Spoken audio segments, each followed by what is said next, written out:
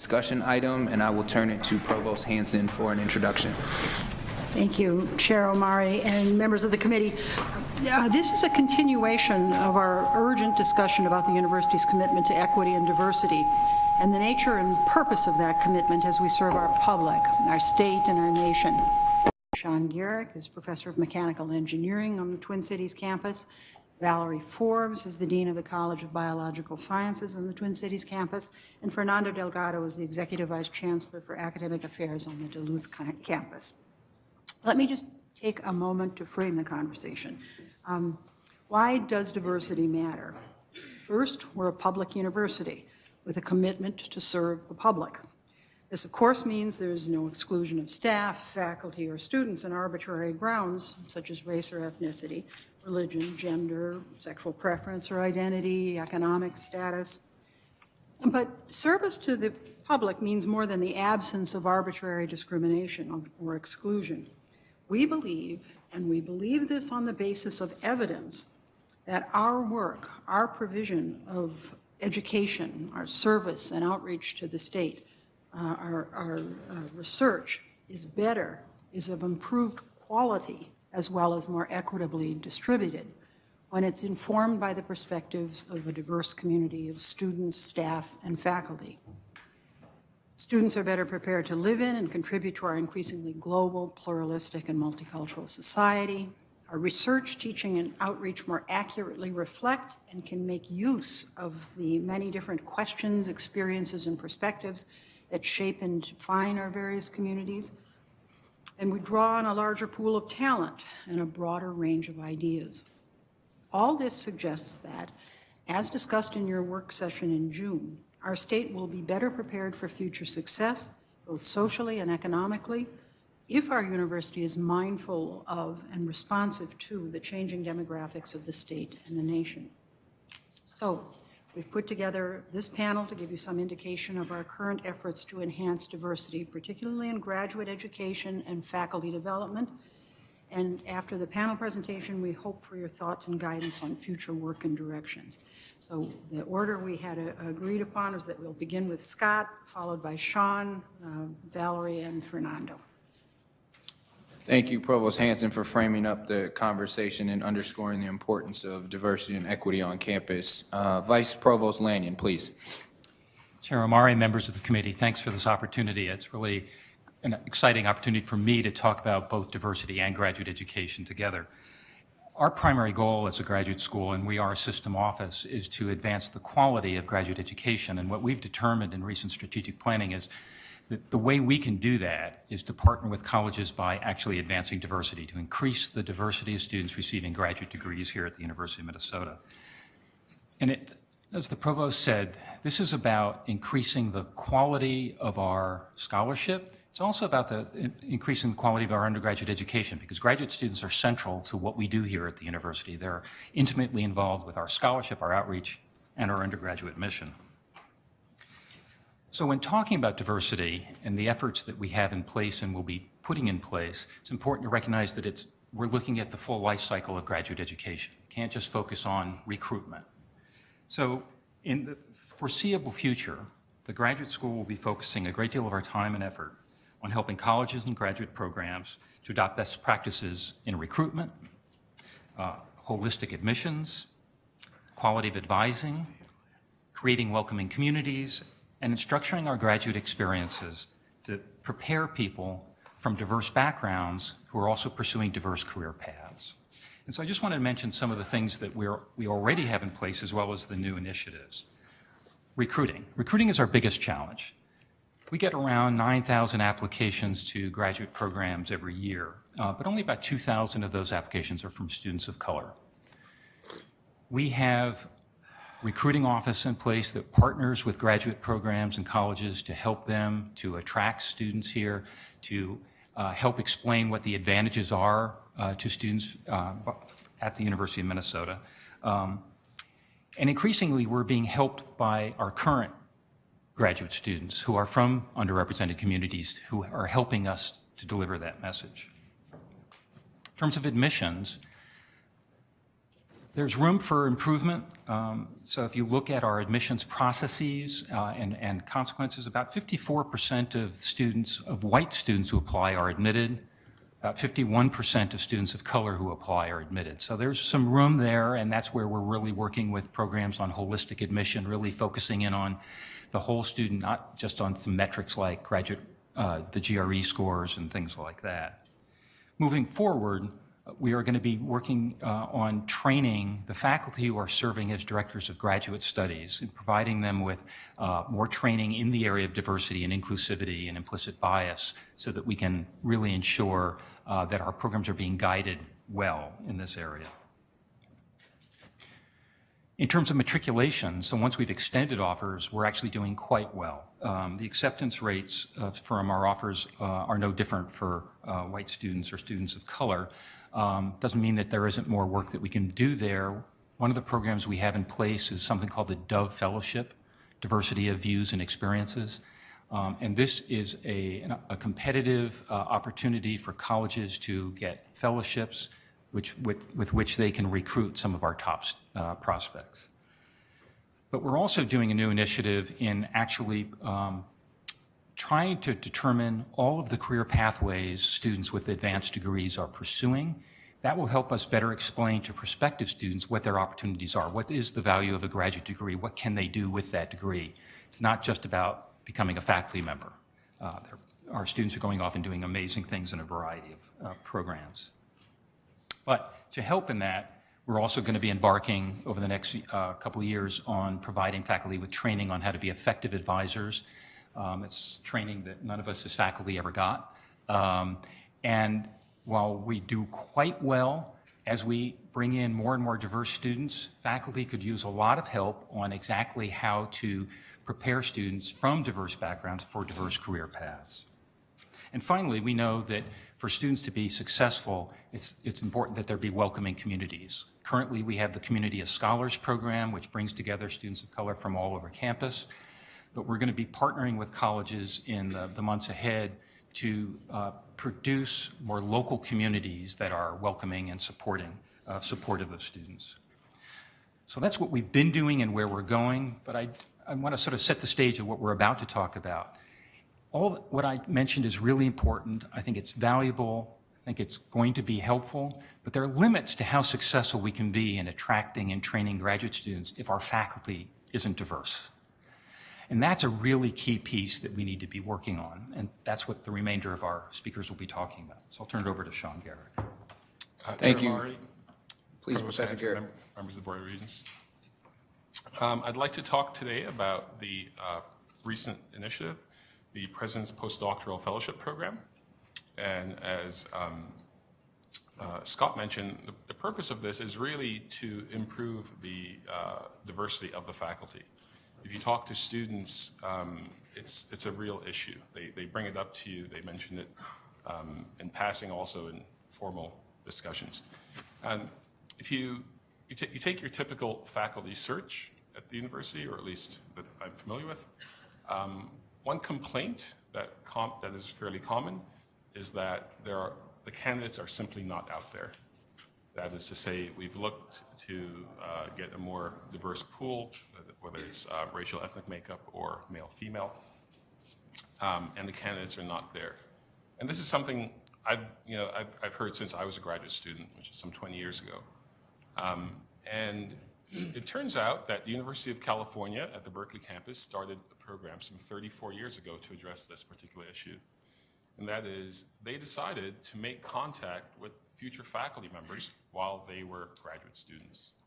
The idea being, can you get a sense that this person would like to go into academia, and can you establish a relationship with them such that when they're at that position to choose an institution, they would choose your institution.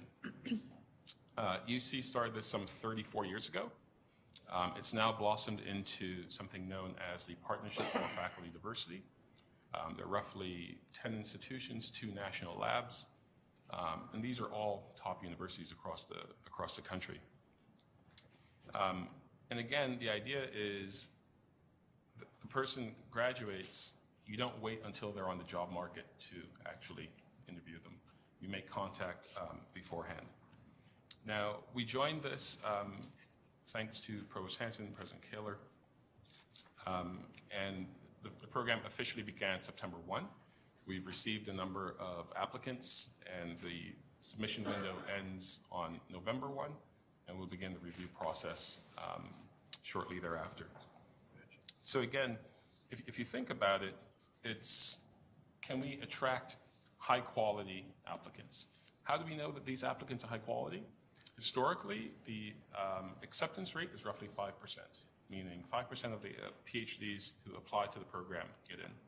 If you look at the performance at University of California, roughly between 80 and 83% of those who participated in the program went on to tenure-track positions. Some at UC, some the rest across the entire country. Within the California system, 91% of them got tenure, which is pretty impressive. So what that means is that the program, this is not about quality. It's simply about engagement and faculty development. And to a certain degree, it's about selling the University of Minnesota to these candidates. Because again, I mean, I don't mean to overstate it, but these candidates are high quality folks.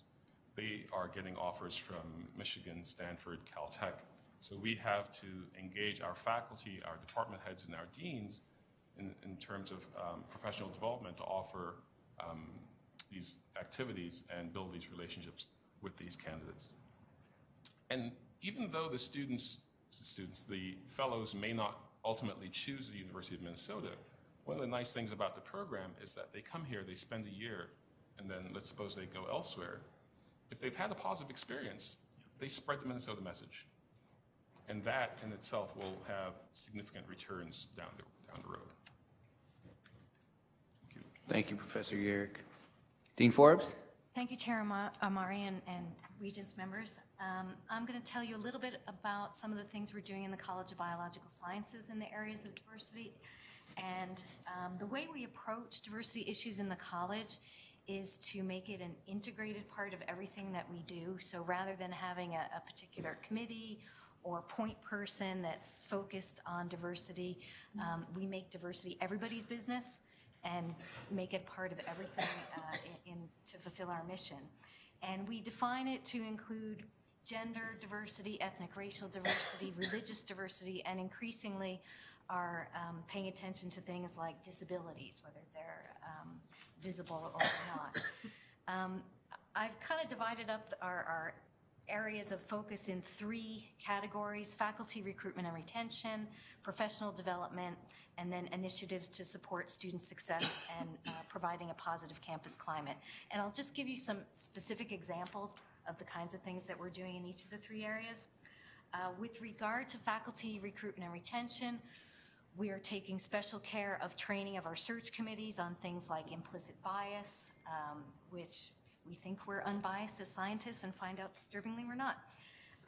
We advertise in particular places that we know are targeted toward diverse audiences. We also try to support family-friendly policies and dual career couples. We have probably gender diversity is right now the least of our problems in the biological sciences, but we do have quite a number of dual career issues, and so we try to be proactive in terms of identifying those opportunities, making contact to other units to help solve those issues. We also have very family-friendly policies like providing teaching release for new parents and providing user-friendly information on various rules and policies.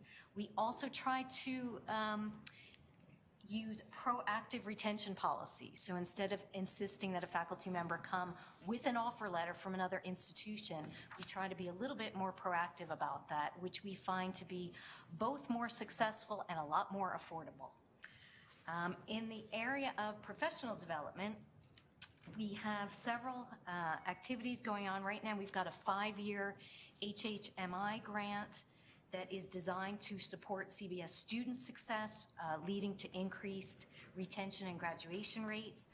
This is specifically aimed at positively impacting students that are underrepresented in the sciences. It includes things like faculty and teaching assistant professional development on diversity issues, inclusive teaching methods, improving the classroom climate, etc. We also have a very extensive peer mentoring program throughout the 4 years where we pair students with peers that can support them and make them feel more a part of the college.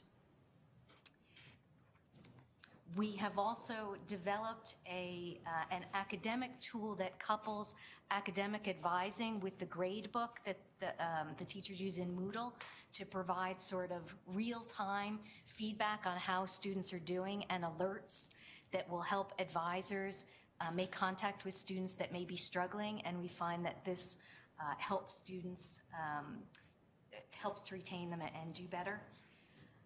We're also using all of the data that we're collecting to analyze and help predict students' success from various psychosocial characteristics, including things like mindset, motivation, self-efficacy, and scientific identity, and trying to link these to demographics, performance, and graduation and retention rates.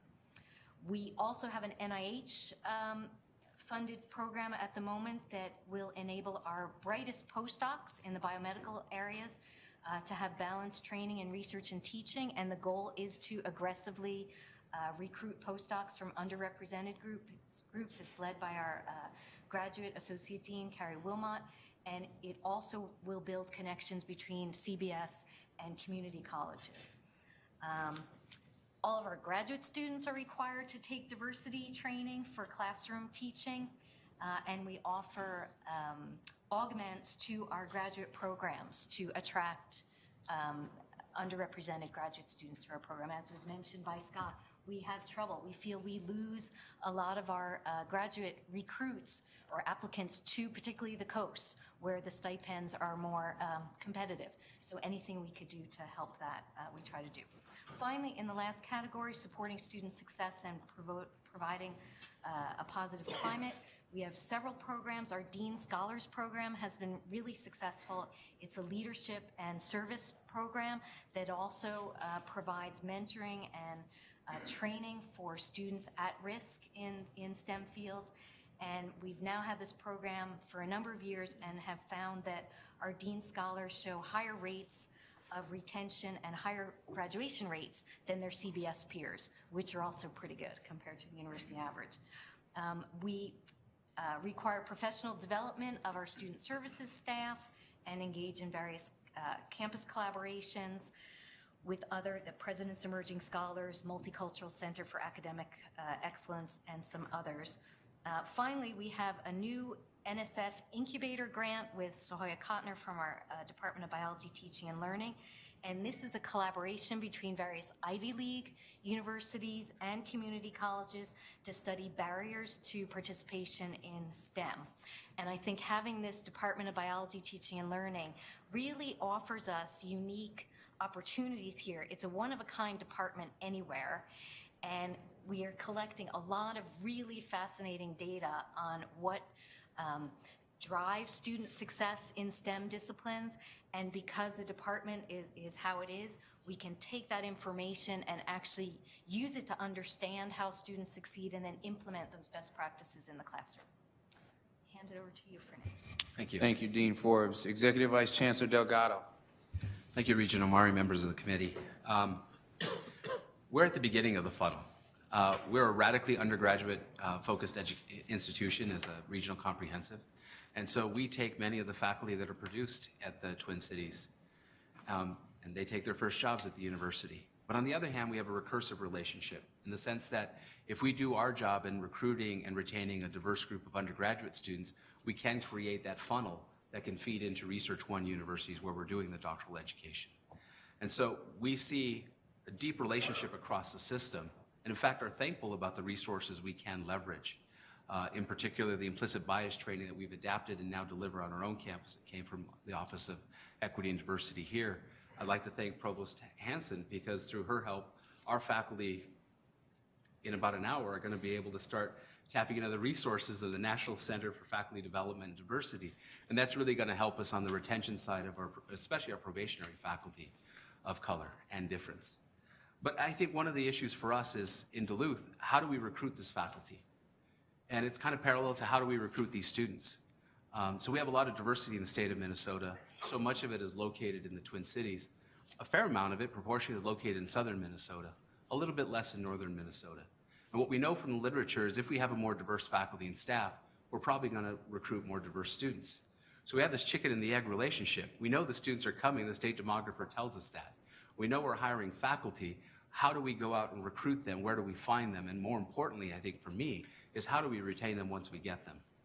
Having the resources, like I just mentioned, helps us winnow through what the applicants are, helps us support them.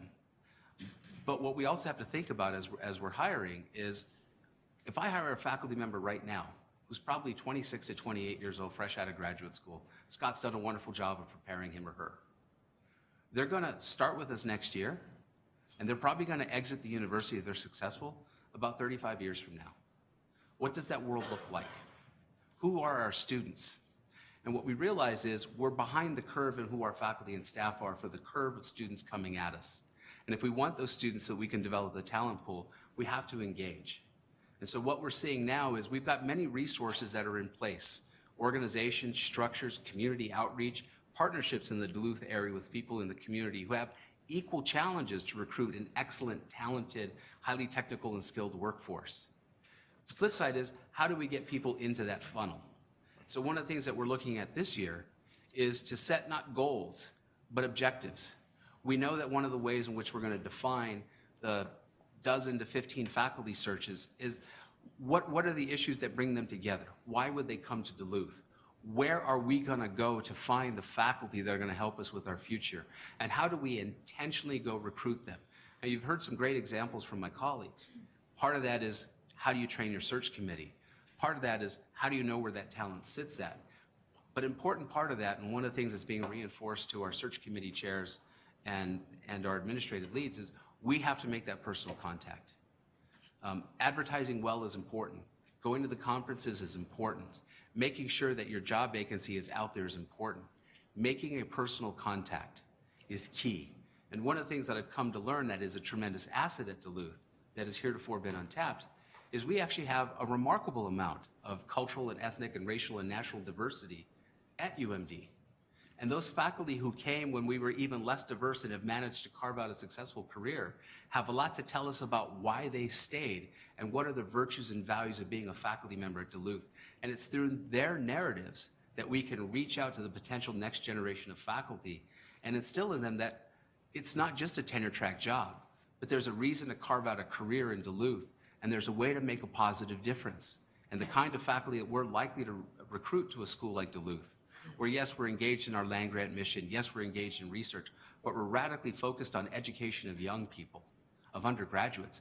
If that resonates with them and they can see themselves succeeding in the space that is Greater Duluth, then we have a winning combination. And those are the kinds of efforts we're going to focus on over the next 2 to 3 years as we set goals to begin to build the faculty and staff that we need to attract, sustain, and graduate an ever-increasing body of diverse students who are going to make up the next generation of our population in Minnesota. And we need them to be successful because many of us are going to be retiring at about the time they get through college, and we need them to take up the jobs and drive the economy so that I don't have to worry about what's going to happen to my retirement, because I want to be comfortable when I get older. Thank you. Thank you for the remarks from all of you. Oh, would you like to tackle the discussion questions?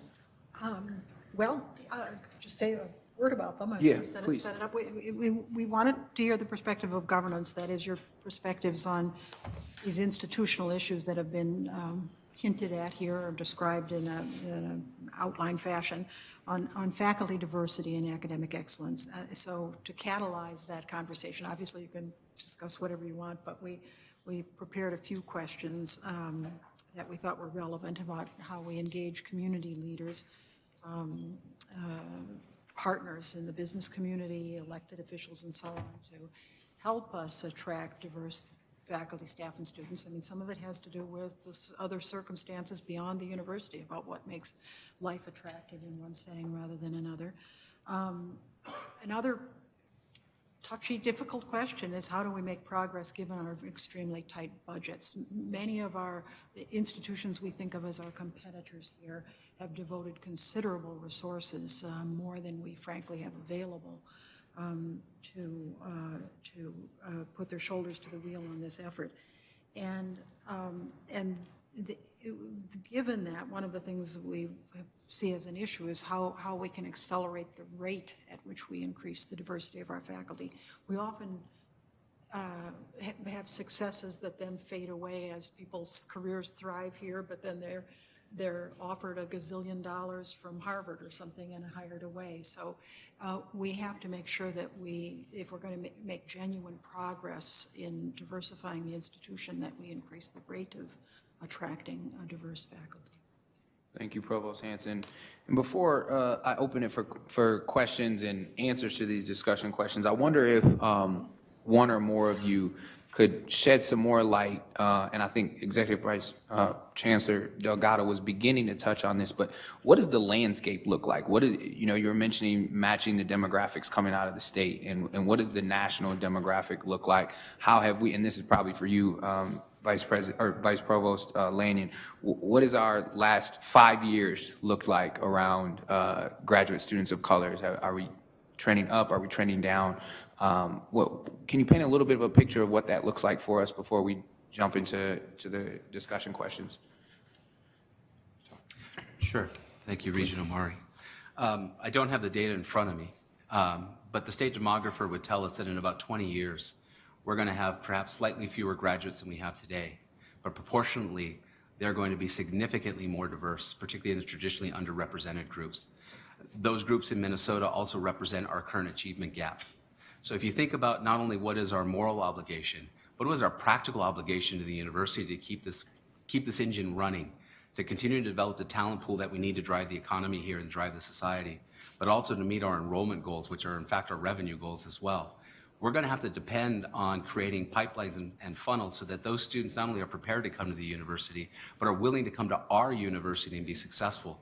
And we know that the literature is pretty consistent over the last 20 years. If you have the curriculum, and especially the faculty and staff, not one-to-one, not in a direct proportion, but so that they're visible and available, and so that a student, even if she or he is coming to campus and thinking about the university, sees the possibility that there could be mentors and models there, it feels more like a place that they want to be at and can succeed at. And that's really what we're aiming for. The exact percentages are always going to slip, and we're probably always going to trail. It's going to be difficult for us anywhere in the upper Midwest. But on the other hand, if we do nothing, we know that gap is going to be ever greater, and we're probably going to lose highly talented, highly qualified students that we want to bring to a university experience, particularly at one of our system campuses, right? Because all 5 of us have a stake in this. Thank you. Vice Provost. Chair Omari, members of the committee, we have been improving on the diversity of students that are coming into graduate education. Unfortunately, graduating them has not increased at quite the same rate, so that's one of the things that we need to work on. I wouldn't say, we haven't been talking about setting particular targets, much as we just heard. It's about becoming more diverse. We have a long way to go, and it's really not a particular form of diversity, it's all diversity that really is valuable to our scholarship and to our undergraduate education enterprise. So that's our goal, is really to, as a R1 major research university, is to be pulling in diversity from all sources to really do a better job on all aspects of our mission. So that's. Thank you. Colleagues, question, please, Regent Simmons. Thank you, Chair Omari. Yeah, maybe this is for all of you. My question is, how important is the geographic origin of our students in achieving our goals with respect to diversity? And I mean that in 2 ways. One, in just looking at the pool of candidates, how important is geographic origin? And I'm talking about domestic. And the other is there any richness that a more geographically diverse student body brings to our campus and our mission? I'll take a stab at that. Chair Omari, members of the committee. The kind of scholarship that takes place at the University of Minnesota is certainly highly relevant to the state of Minnesota, but it's not based solely in the state of Minnesota. And the viewpoints that are brought in from geographic, different backgrounds is critical. We have different communities in different parts of the U.S., if you're limiting this to the domestic population, that are facing very, very different issues, have come up with very, very different solutions. And it's that richness of ideas that we need if we're going to be successful. And so it doesn't matter which discipline you're talking about. I would argue that geographic diversity is critically important. And if I could Please, add to Dean Forbes. that, I think it's something the students really want. You know, we have somewhere, I think in our incoming class, 71% of our incoming freshmen are from Minnesota. And when I interact with them at our orientation program, when they come in and you see them interacting with students from other places in the country, they really are enriched by that and they want it. And that's another reason I think it's important. Thank you. Thank you. Regent Shu. Thank you, Chair Omari. I think this is a great discussion, but I feel like I'm missing the data element. Maybe, we see the data in terms of students, but I don't know that we've seen data in terms of faculty. And without seeing that, I can't even tell you where I think we're weak or strong or whatever. And we're talking here about, question number 2, how can we make progress on our diversity goals in times of tightly constrained budgets? Well, I don't even know what our goals really are other than to become more diverse. And then the question is, how do you know when we're diverse enough? So I think we're, at least from my perspective, a little bit ahead of ourselves in terms of, unless we do have the data. I was expecting to see some data in the presentation about, how many diverse faculty we actually have. And, obviously there are lots of different ways to measure diversity, but I think we're just having a discussion at the highest levels, or at the highest levels right now, but there are various ways to go with this, but I think we need to use a data-driven approach at some point so we can kind of know where we're going and we can measure our success or failure.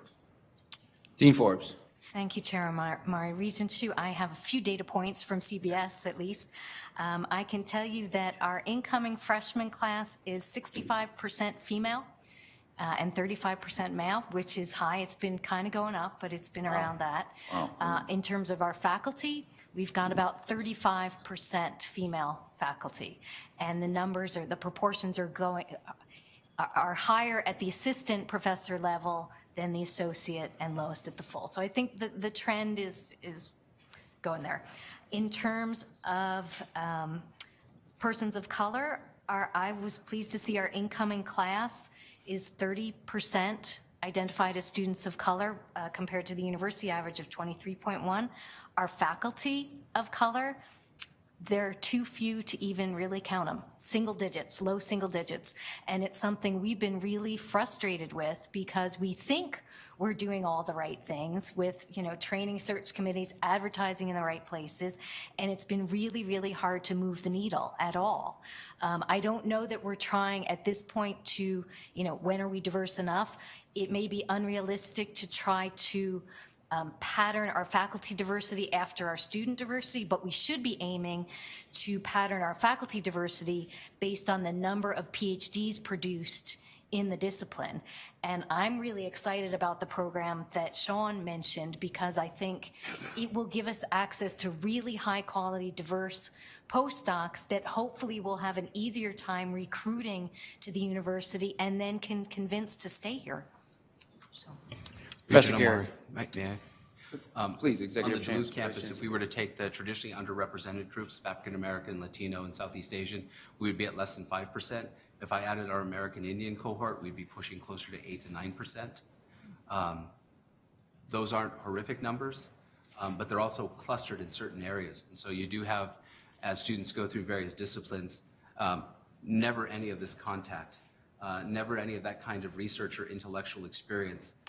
And yet our students are oftentimes finding jobs where they're going into the various communities, trying to do work, trying to solve problems, trying to engage without that preparation or framework. And they will reflect back to us that lack. I teach intercultural communication.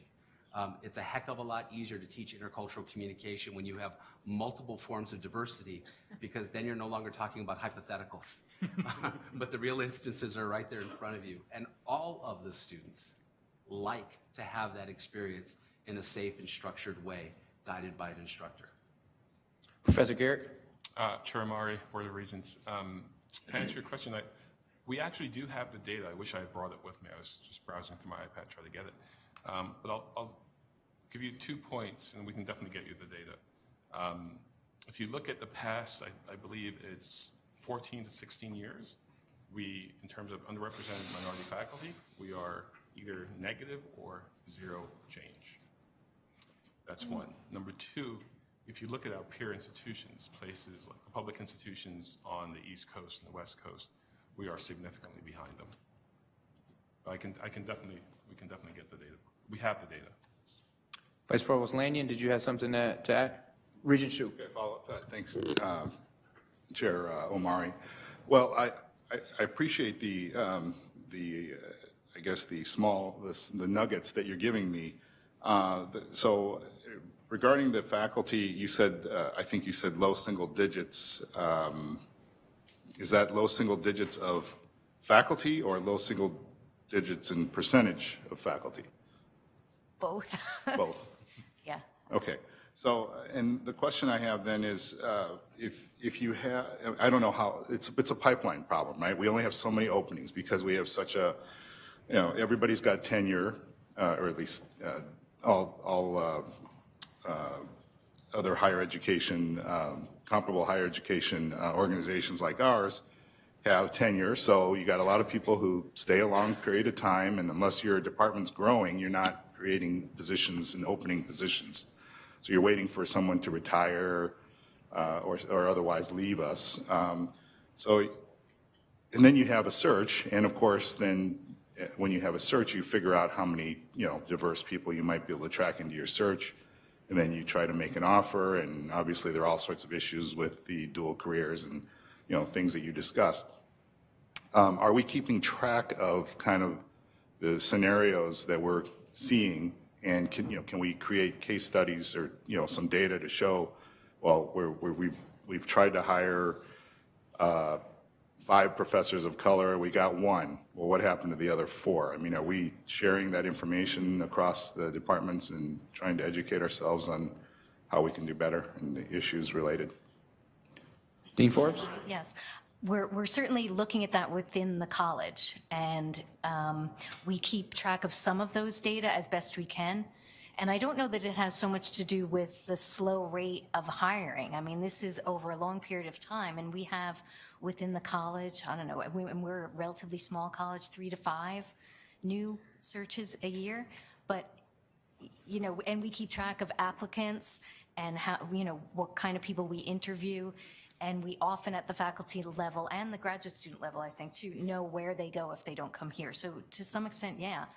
And we know why they went somewhere else, theoretically. Sometimes. Thank you. Regent Powell.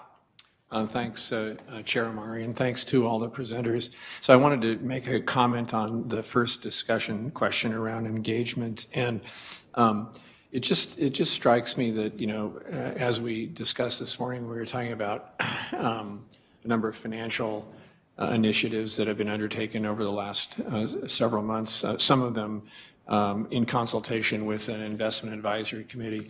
And there are, diversity and inclusion is such a high priority for the corporate sector, and most, if not all, of small and medium and large corporations in town, dedicate resources to this area. And I don't know how much help and advice you get. You may have more than you need.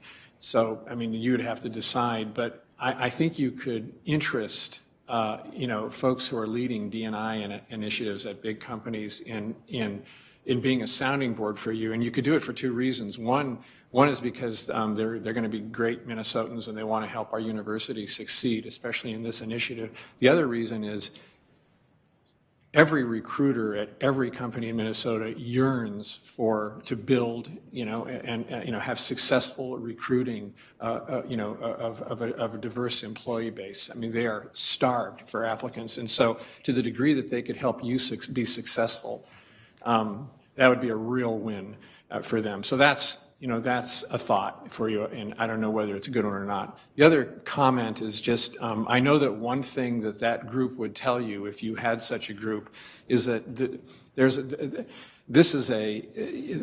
a numbers game dimension to this that's inescapable. And so if you're at 3M or Medtronic, I mean, they focus on the numbers and on the data like you wouldn't believe, because it is such a pipeline problem, and you just need that data to really know where you were and where you're going. And so I guess I would echo Regent Chu's comments that when we have these discussions, I think there has to be anyway, I mean, you already did it and I'm beating it to death now, but I would just tell you that the data focus for D&I teams in the corporate sector is it's very profound.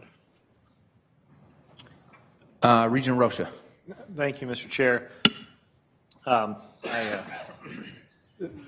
This is a terrific conversation, and one I know that we've been kind of holding on, waiting for a while.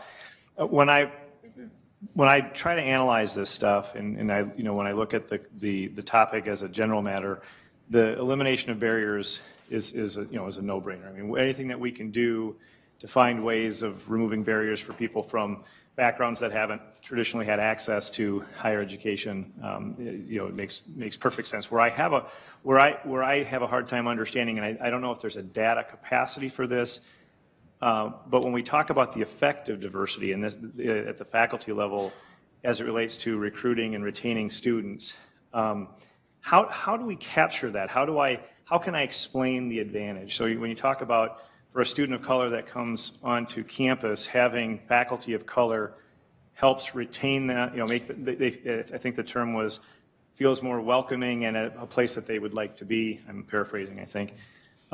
So how do we quantify that? And then how does that cross just such a, sort of the widest range of possible backgrounds you could have? I mean, is having a person of one ethnic group other than Caucasian as a faculty member, does that work for people of that ethnicity, or does it cross to Native Americans as well as people of Mexican descent? How do we get a handle on the impact of that? And are there diminishing returns at a point in time where now this group starts to feel like they're underrepresented? You kind of get the gist of my question. If that's something that you could provide, that would be very helpful for me in my analysis. I'll start with Executive Vice Provost Delgado, then we can go to Professor Garrick, I think, yep, and then I might even add my own. But Thank you, Chair Omari. Regent Rocha. There's a lot of good research in higher education. I should probably construct a bibliography that has done quantitative and qualitative data, that has looked at students in various institutional contexts and their own self-report and their own analysis about how and why they were retained and the role of faculty and staff that represent those diversities. Some of the other questions could be situational. Look, I grew up in California. I graduated from an undergraduate institution where we were already a majority minority institution 30 years ago. The city was already majority minority 30 years ago. So that relationship, and why it's sometimes so contextual, is what is the relationship between where you're going to school, the name of the school, the institution itself, and where is it located? Because oftentimes students' persistence might not be what they're experiencing on campus, but what they're experiencing around the campus, and that becomes a complicating factor in this. You can have diminishing returns. I have been on campuses where the tensions between and among different groups arose because one or another group felt like they weren't getting adequate attention or care, and so these initiatives have to be sensitive to that. I would only say in the context of UMD, our numbers, much like Dean Forbes, are so low. We are so far away from getting to that place where the sort of theoretical balkanization, where this group feels isolated and that group feels mistreated. We wish we could get to the place where our students would have a critical mass where we could have that conversation. We're not there yet. As a faculty member of color who has worked at 4 different Midwestern institutions over the last 12 years, and have had very few students of color be my advisees or mentees at the undergraduate or graduate level. But periodically, as I'm shaking their hands, whatever their ethnic background is, when they're walking across the stage, and they say to me, "I was so glad I saw you on campus and somebody like you was here," that's difficult to quantify. I don't even remember those students' name, but they knew who I was as a dean or a chief academic officer, and merely because they saw my picture, my presence on campus, somehow had an effect for some of them in some ways. And I wish I could be more systematic about that, but I've marked this since I moved back to the Midwest in 2004, and I'm amazed when that gets reflected back at me, as if I had some sort of intentional role other than just simply being and existing on a campus. But we know that that data is out there as well. Professor Garrett. Chair Maury, members of the board, as Vice Chancellor said, the data is out there in terms of the benefits of diversity.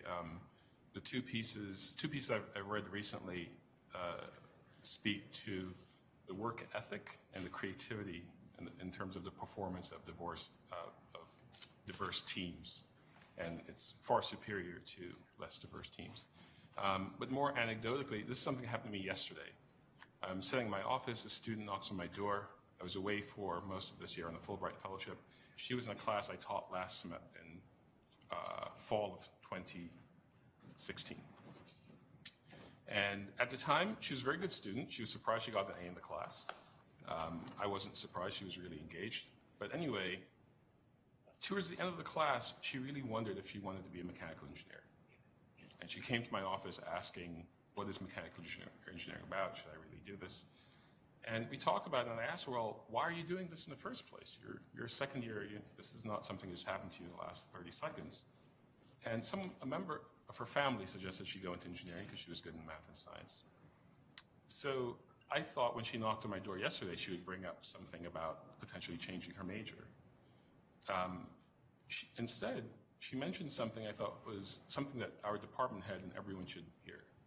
She said, for the first time, I have 3 female faculty members in 3 of the classes that she's taking.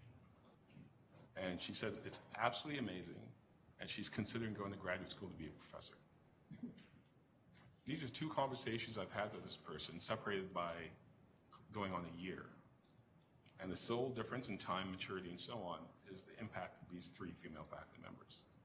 And I think that goes across all the different measures of diversity. It's not an unusual thing. This happened yesterday. Thank you. We have a couple more regents who want to comment. Regent Simmons, please. Thank you. I was wondering what impact some of the federal actions, be it in the courts or the Department of Education on affirmative action and related things, would have on our approach and our success in achieving diversity goals. Executive Vice Chair Omari, Pro- Regent Chair. Simmons, I think the fact that we take a holistic approach in the U of M system means that we mitigate some of the impacts, and I think that's been a very thoughtful and strategic way to move forward. As you asked the question, the one set of federal policies that are up in the air that really could impact us here in Minnesota is the further degradation of the Pell Grants. Right. Because if you look at where our communities of color, for example, some of our rural communities not of color, are generating the next group of potential college students, and where that gap may be between the cost of attendance and their ability to pay, things like that could have a tremendously chilling effect. Regent Simmons. And that was going to be the second part of my question, and that is the money, because some of the, particularly federal decisions about aid for students, I would think would affect what we can do or what we're going to need to do to compensate if we're going to get first generation and people from backgrounds that don't have the financial wherewithal to pay for their school. So I don't know that you can be modeled, but I think we ought to be starting to think about that, what we're going to potentially want to do financially. Regent Beeson. Thank you, Mr. Chair. Thank you, presenters. This has been quite helpful. We know from this morning that the sheer amount of money and effort that goes toward recruiting can pay off. It's certainly moved the dial, non-resident, non-reciprocity students on the undergraduate side. My question is sort of a tactical one, which is that and maybe companies do something like this, but when we have a major area like Chicago that has diversity in faculty and students, that has to be significant, wouldn't it be worth planting somebody down there full-time on the graduate level to be recruiting faculty people? And I don't know if companies actually move, we have recruiters on the undergraduate side who are around the country and they present in classes. And I know this is smaller numbers and it's pretty dispersed in terms of what all the fields that they'd have to be recruiting for, but couldn't we be sort of doing something that feels like we have to get out of the office and into those other communities to tell our story? Vice Provost Lanyon? Thank you, Chair Omari. So if you're asking about graduate school and graduate recruitment, what I can tell you is our graduate recruitment office actually, rather than going to geographic areas like going to a city, what we're doing is going to actually the graduate recruiting fairs where actually that are pulling together students from different populations. And excuse me, Vice Provost, I was really more about recruitment faculty. Professor Garrett? Thank you, Chair Omari, members of the board. I think this is where the President's Postdoctoral Fellowship Program really comes into its own. The power of the person coming here and having a positive experience and going out cannot be underestimated. We had, I think it was 2 years ago, we had a conference, Keeping Our Faculties, where Christine Grant, she's a faculty member, chemical engineering, President Kaler knows her decently well. She came back and she spoke about a postdoctoral experience that she had here for about 7 months. And I met her when I was a graduate student, and she said something positive about Minnesota. When someone from Minnesota approached me about potentially coming and working here, that was the second time I've heard anything about Minnesota.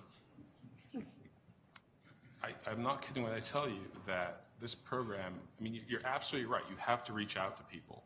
But the way most faculty do that is through their scholarship networks at conferences and so on.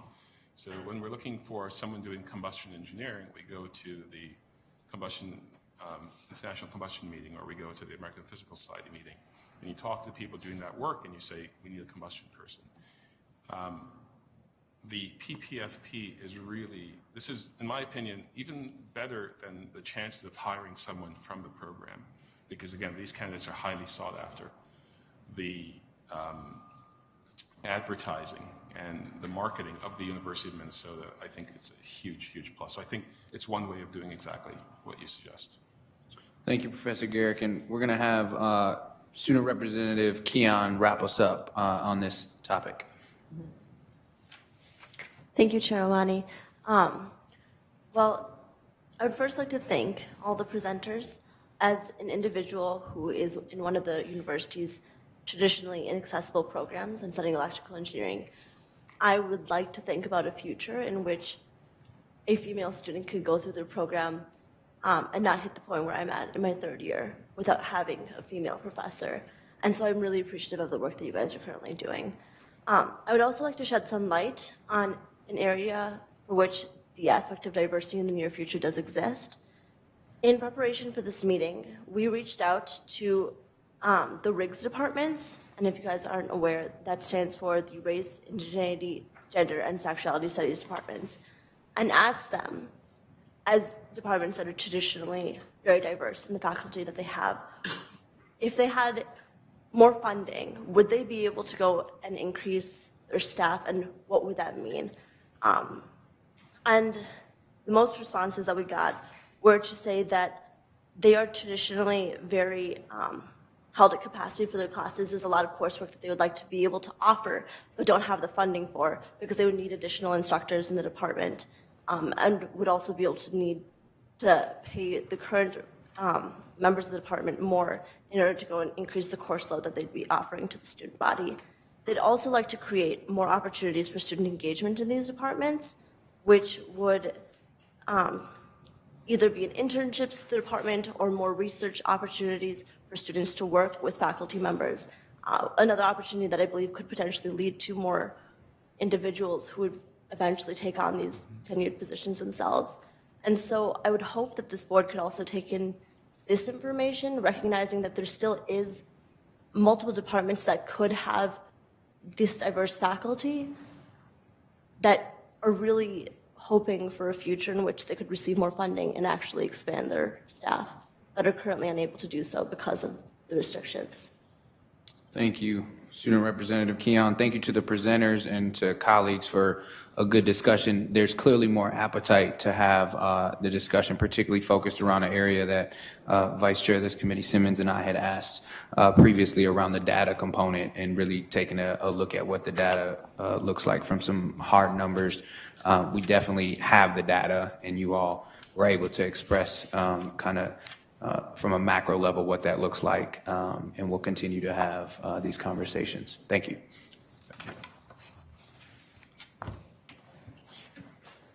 Next, we will have a conversation in many ways, which, and I have to give much credit to Vice Chair Simmons around a level set of what our research enterprise at the university looks like, what we're doing, how big is the enterprise, and then some examples from what's happening around the university. And so we'll have several presenters at the table, and I'll ask Provost Hanson for some opening remarks. Thank you, Chair Omari and Vice Chair Simmons and members of the committee. Then the next item is just billed as the university's research enterprise. The Vice President for Research typically reports to the full board in December, and that will happen again. But as the Board of Regents committee structure was changed, we leapt at the opportunity to have more sessions on research, as I believe you wanted. The December meeting often has a focus on funding, but there are many elements of the research enterprise, presumably of interest, because you've said that, and squarely situated in the remit of the Mission Fulfillment Committee. And one thread that the board, and Regent Simmons in particular, brought this to the last discussion, the board has noted that we should give more attention to research in the humanities and creative activities and so on. Things often not fully funded or not funded at all by granting agencies. The session today is a partial start on that. It's not there. There's much more to be said by that on that front, and we'll leave this as a promissory note that we'll be doing more on that throughout the year. But we're mindful that needs to be in front of the committee more often. So, right now, I just want to say I'm pleased to introduce Vice President of Research Alva Levine, who will launch and oversee the discussion. Please, Chair Omari, members of the committee. Last month, when Regent Simmons looked me in the eye and said, let's talk about why we have fewer grants and talk about qualitative research, we thought this would be a good time.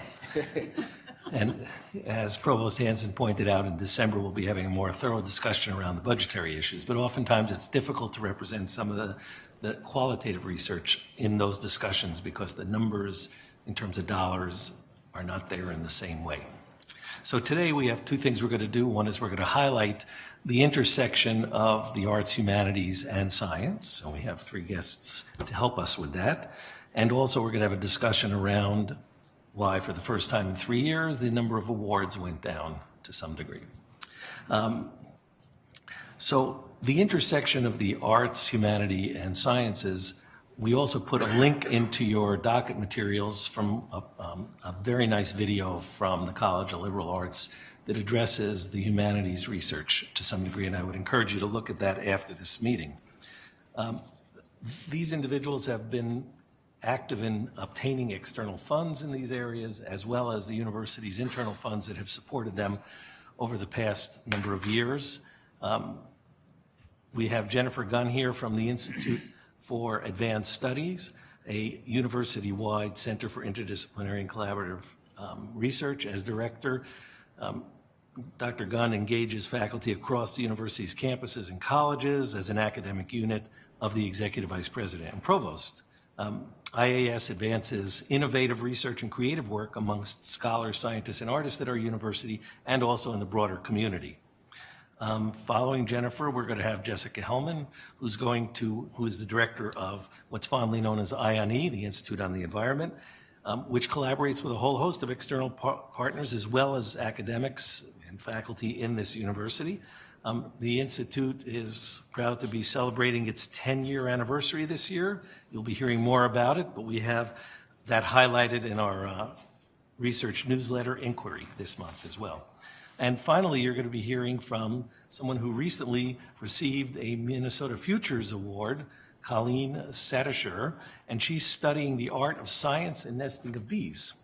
And in this Minnesota Futures Award that's very competitive, she's talking about her team combining public art with novel science to understand more about wild bees, nesting needs. Also, a large bee nest sculpture is planned for a display at the Wiseman Museum. So as I mentioned, after their talks and questions for them, I'll give a brief update about the award data, but I'd like to introduce them. So first, Jennifer? Thank you, Chair Omari and members of the board. Thanks for this opportunity.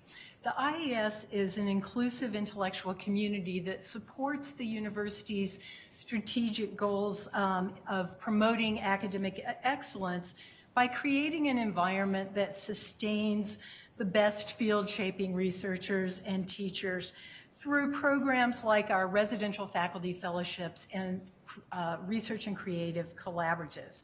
The IAS is unique as a university-wide center in not having a topical focus. We're open to all comers. And as an academic unit of the executive vice president and provost, we model the kind of integrative knowledge production that is necessary to solve complex problems facing society in the 21st century. And a recent external review found that the IAS has strengthened the capacity for innovation throughout the university by nurturing and validating new forms of research and art, and by attending to the process and skill building that prepares groups to succeed together. So this interdisciplinary collaborative space is an asset for recruiting and retaining creative, innovative, and diverse faculty, and giving them the tools and encouragement to explore and thrive productively. So today I want to give you 4 examples of productive cross-fertilization among the arts, sciences, and humanities from IAS programs. So the first I'll talk about is a research and creative collaborative. Perhaps you saw at the State Fair this summer a snazzy little aluminum trailer decorated with the motto, "Tracking nature in cycles of nature's cycles in a changing climate." The trailer is simultaneously a public art exhibit, a mobile recording studio, and a science lab.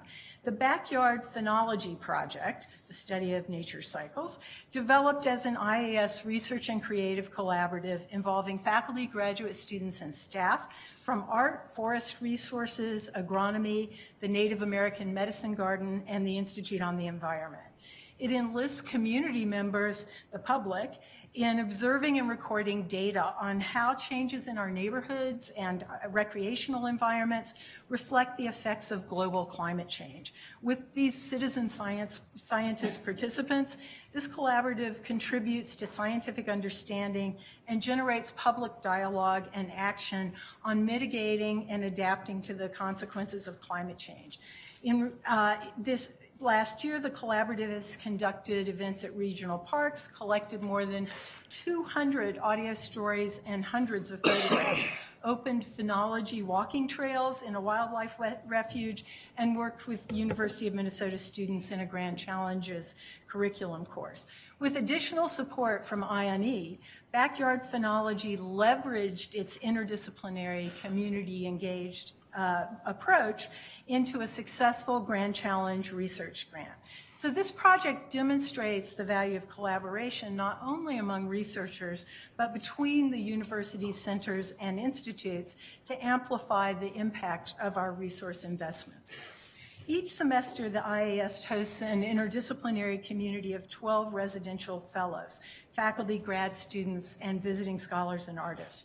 In fall 2015, 3 fellows rather unexpectedly meshed: a soil scientist, an African historian, and a geographer exploring global hunger. Through their conversations, the soil scientist came to realize that ecosystems were historically contingent and that human actions were manifest in the evolution of landscapes, in the geological record, and that to understand our present physical environment, it really depends on knowing what humans and nature have done together in the past. So with a Swedish colleague, he's determining how human activity in previous centuries has affected earthworm migration and carbon cycles in soils. Next week, his colleague will present their work to the King of Sweden, the insights that grew out of discussions among scientists, historians, and geographers. And then earlier this year, the IAS convened what we call a 5x5 group around the concept of circadian rhythms, a topic for which a team of Americans were just awarded the Nobel Prize in Physiology. 5x5s are low-stake investments designed to bridge the university's broad disciplinary strengths, bringing together 5 people to meet 5 times. In this group, a historian, a physicist, clothing designer, neuroscientist, and health informatics specialist were curious about how individuals' circadian rhythms might intersect well-being. They began immediately imagining ways to work together on research proposals, techniques for systemizing data collection and mining, and planning an education module for med students. Their explorations might lead to improving health by personalizing medical treatments such as cancer chemotherapy. Am I out of time? Okay, sorry, I forgot to look at when I started. The work of the 5x5 group harnesses the university's history as an international pioneer in rhythm studies in both medicine and biology. The terms circadian and chronobiology were actually coined by a University of Minnesota physician scientist. Biological rhythms play crucial roles in problems associated with 2 of the university's grand challenges: advancing health through tailored solutions and assuring clean water and sustainable ecosystems. And finally, the River Life program is the IAS's incubator for public-facing scholarship on water, place, and community. It directly advances the Driving Tomorrow's strategic plans call to capitalize on our unique location at the head of the Mississippi River in our research and teaching. So Open Rivers, River Life's online journal, brings together academic scholarship and community knowledge. And this offers another example of how we can put humanistic, artistic, and technical and policy perspectives in dialogue around critical water issues. Thank you. All right. Chair Omari, members of the board, my name is Jessica Hellman. I'm thrilled to be here talking about this subject. It's something we all care very much about, thinking about how we bridge the sciences and the arts and humanities. And I have the privilege of being the director of the Institute on the Environment. Like IAS, we are a system-wide, university-wide entity. I'm also the Russell M. and Elizabeth M. Bennett Chair in the Department of Ecology, Evolution, and Behavior, Dean Forbes' college. In my own work, I study the biological and human consequences of a changing climate and strategies for managing that risk. And my own work has been very interdisciplinary. I've published in scientific journals and law journals, policy outlets. And I've come to understand that what might seem on the surface like a very technical or scientific issue, climate, how the climate works, and how organisms interact with it, in fact, that issue is deeply connected to human behavior and to the values of people. And it was actually those connections between nature and people and values, it's one of the main reasons why I wanted to lead the Institute on the Environment and be here at the University of Minnesota. So at the Institute on the Environment, we say we lead the way toward a future in which people and planet prosper together. And we do that by stimulating and supporting engaged interdisciplinary scholarship. And we draw upon leading thinkers who are committed to addressing grand challenges around environment and sustainability. We do this in 3 overlapping ways.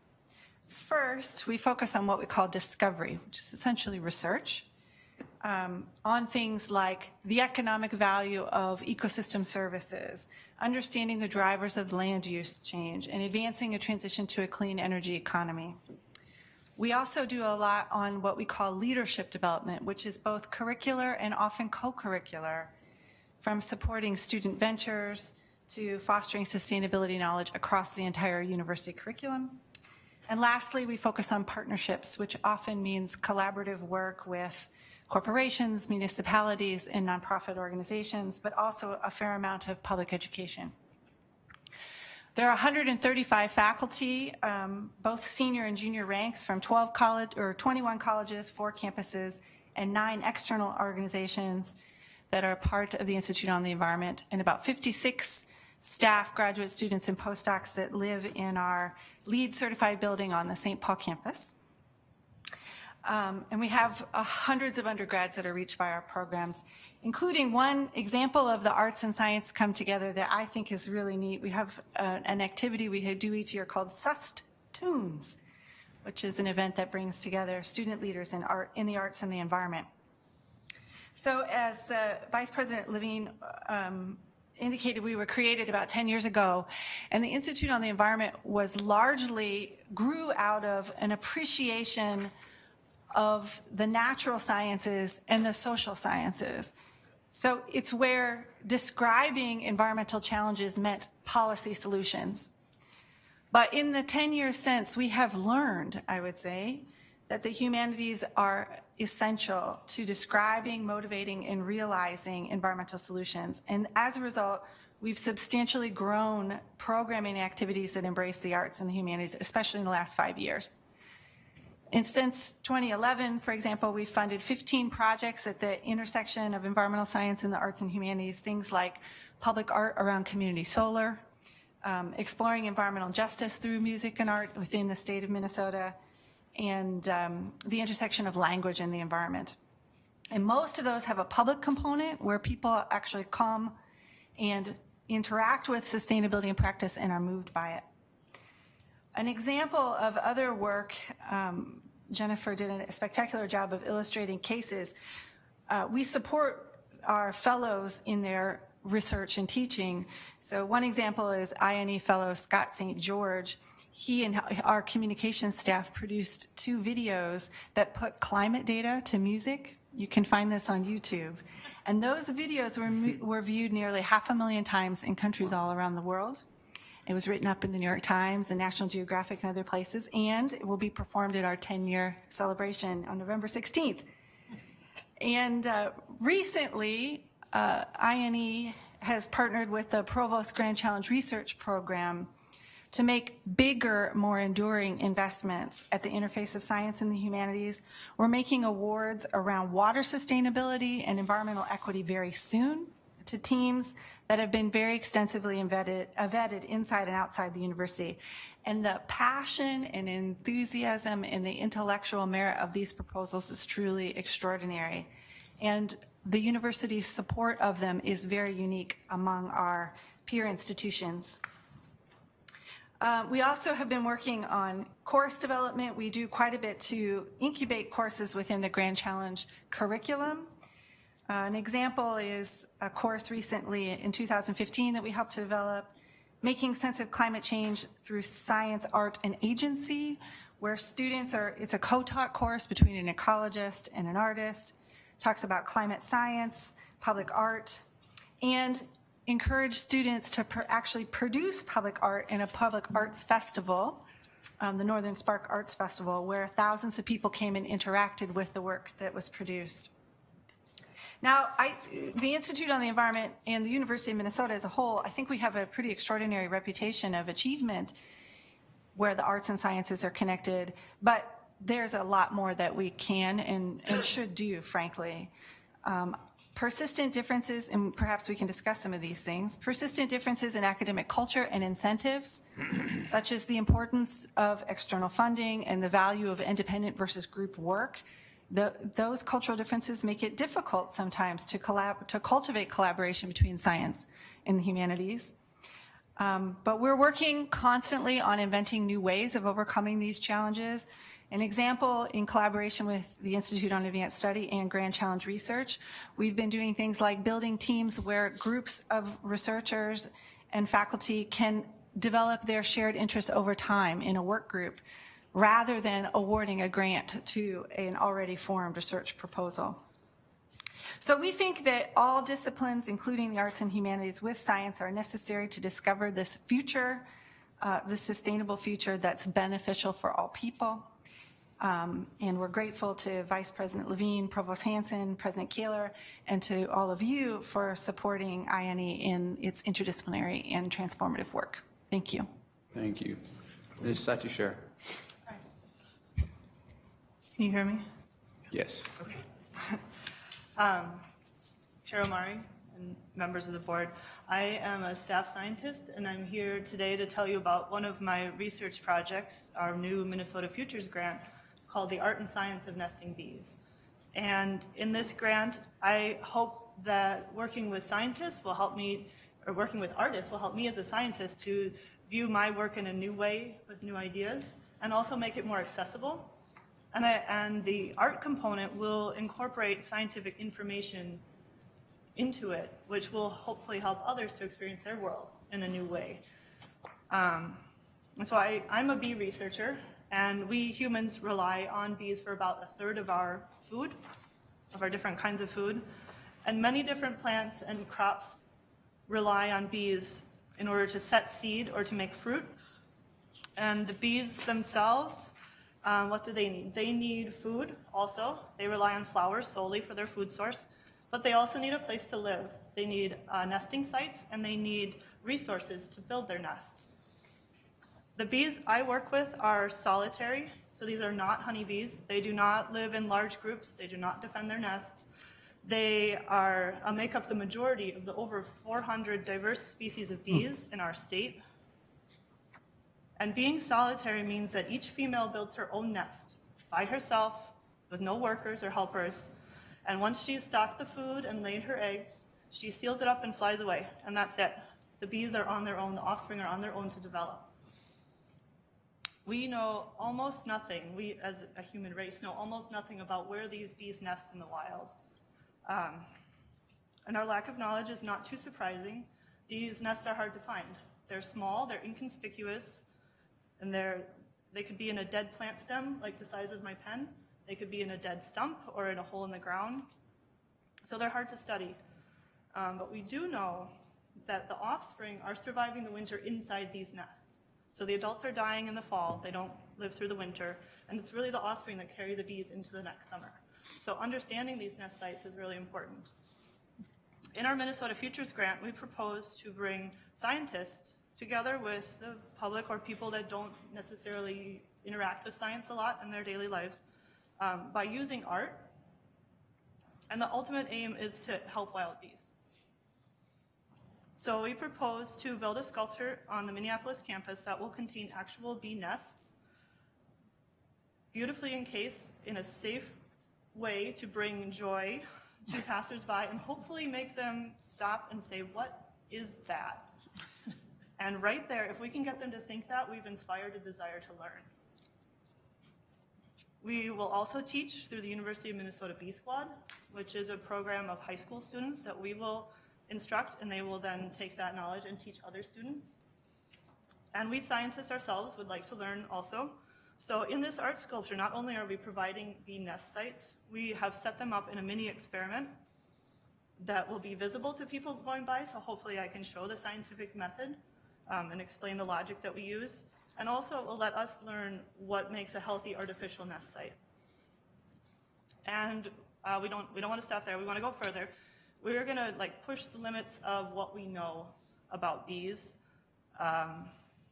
So these bees cut pieces of leaves and bring them into their nests and stick them together and use it to make walls and other internal structures.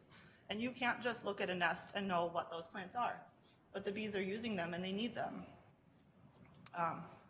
But we are in a unique position now where I have material through my own research and through the art sculptures that we're going to put up And we have expertise and knowledge on campus to optimize next-generation DNA fingerprinting techniques to actually take these tiny mashed up pieces of leaves and figure out what plant it is. And that will help us to provide for bees in the future. And before I finish, I would like to point out that these ideas, and in fact this whole project, would not have been possible if I was not part of an open university system that encourages me to participate fully as a staff scientist, where I can apply for grants and where I can participate, and I work in a community of researchers, and I'm accessible to a community of collaborators. And I just want to mention my project personnel, because really this is a joint project, as everybody is participating fully. There's myself, a PI, and the bee researcher. We have Dr. Erin Trivers, a postdoc, conducting the next generation DNA fingerprinting of the plants. Christine Baumler is a professor in the art department, and she has an amazing team that she works with. We have Dr. Elaine Evans, who's a professor in the extension, who will be creating the outreach curriculum. And we are in an advisory role. We have Dr. Clarence Lehman, Dr. Dan Carabo, and Dr. Marla Spivak. Thank you. Thank you.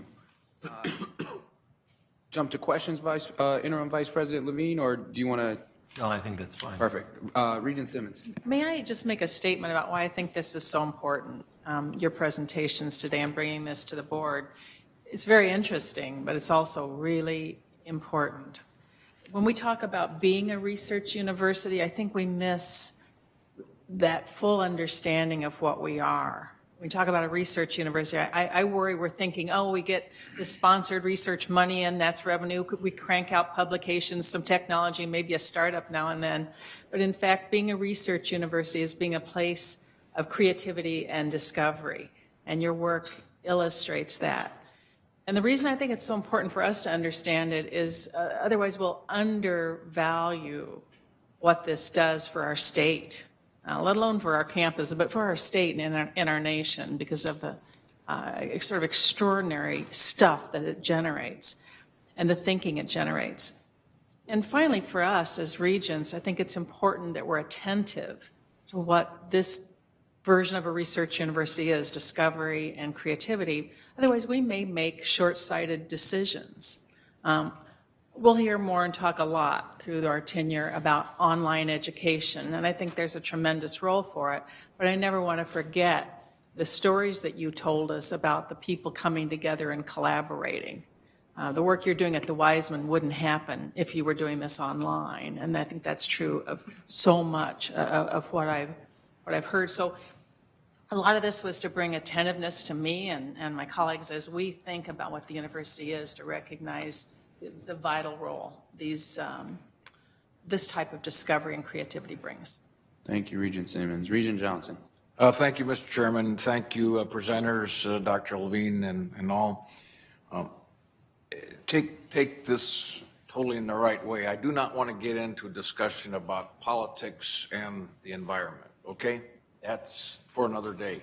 Having said that, I'm going to do it. But none of the rest of you are. almost every day I read and hear something about environmental standards being relaxed. And it's kind of an intersection of political public policy versus science, if you will. We all know examples of that. So is it Dr. Hellman? Is that, yes, Dr. Hellman, when you hear and read about those matters, the United States of America, what do you think and how can we begin to come together with science and politics? And I don't want to get in Democrat, Republican, who does what, that's not my intent. But as a research university, how do we bridge the gap? Dr. Hellman. Chair Omari, Regent Johnson, and board members, I think that's a spectacular question. And I think it's one that we constantly need to work to answer. I think it's our duty as the state university to answer it in a way that is comprehensive and embraces many different perspectives. Actually, this idea about creating the future and that the future is one that remains to be discovered and that requires creative leaders to make happen says that it doesn't say that catastrophe is happening. It doesn't say catastrophe is inevitable. it says that the world needs good ideas, and we need people who are capable of implementing them. And that's where I think also the sciences together with arts and humanities come together, because some of those, understanding those challenges and viable solutions are often technical and scientific, but almost always the inspiration to take those actions, the values that are underlying them, and the stories and the narratives that make it possible almost always lie outside of science. So I don't know that I'm answering your question directly, except I think it's aspirational, and I think that that interdisciplinarity is critical to it. And I think there is a way in being forward-looking that allows you to work around the complexities of a political situation. I also think it's natural, if our university takes a grand challenge orientation, that there are problems to be solved, and all people are necessary in order to address them. Thank you. Regent Johnson. If we have time, you told me before the meeting I could not ask questions. That's why we're behind. No. If we're pressed for time, I'll respect Regent that. Johnson. A more specific example, living in the rural areas of the state and seeing and visiting with farmers almost daily, one of the issues that's before them is GMO versus non-GMO use. And most of the farmers that I know say, GMO is a okay thing. And yet I visit with other folks, and when I come into the larger city and they hear the word or phrase GMO and they just go, oh, it's like almost equated with cancer. And I say to myself, how do we begin in that space to try and bring some science to this situation? See what I'm getting at? There seems so many gaps in all this discussion.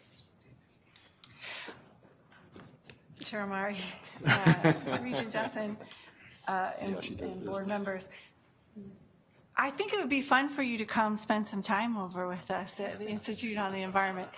I knew you were going to say that. Because actually GMO is a spectacular example, right? Remember, some of the people who have been long-term advocates for genetic modification are primarily interested in environmental, have environmental motivations, whether it's breeding drought-resistant crops or thinking about how we manage agricultural systems as the climate changes.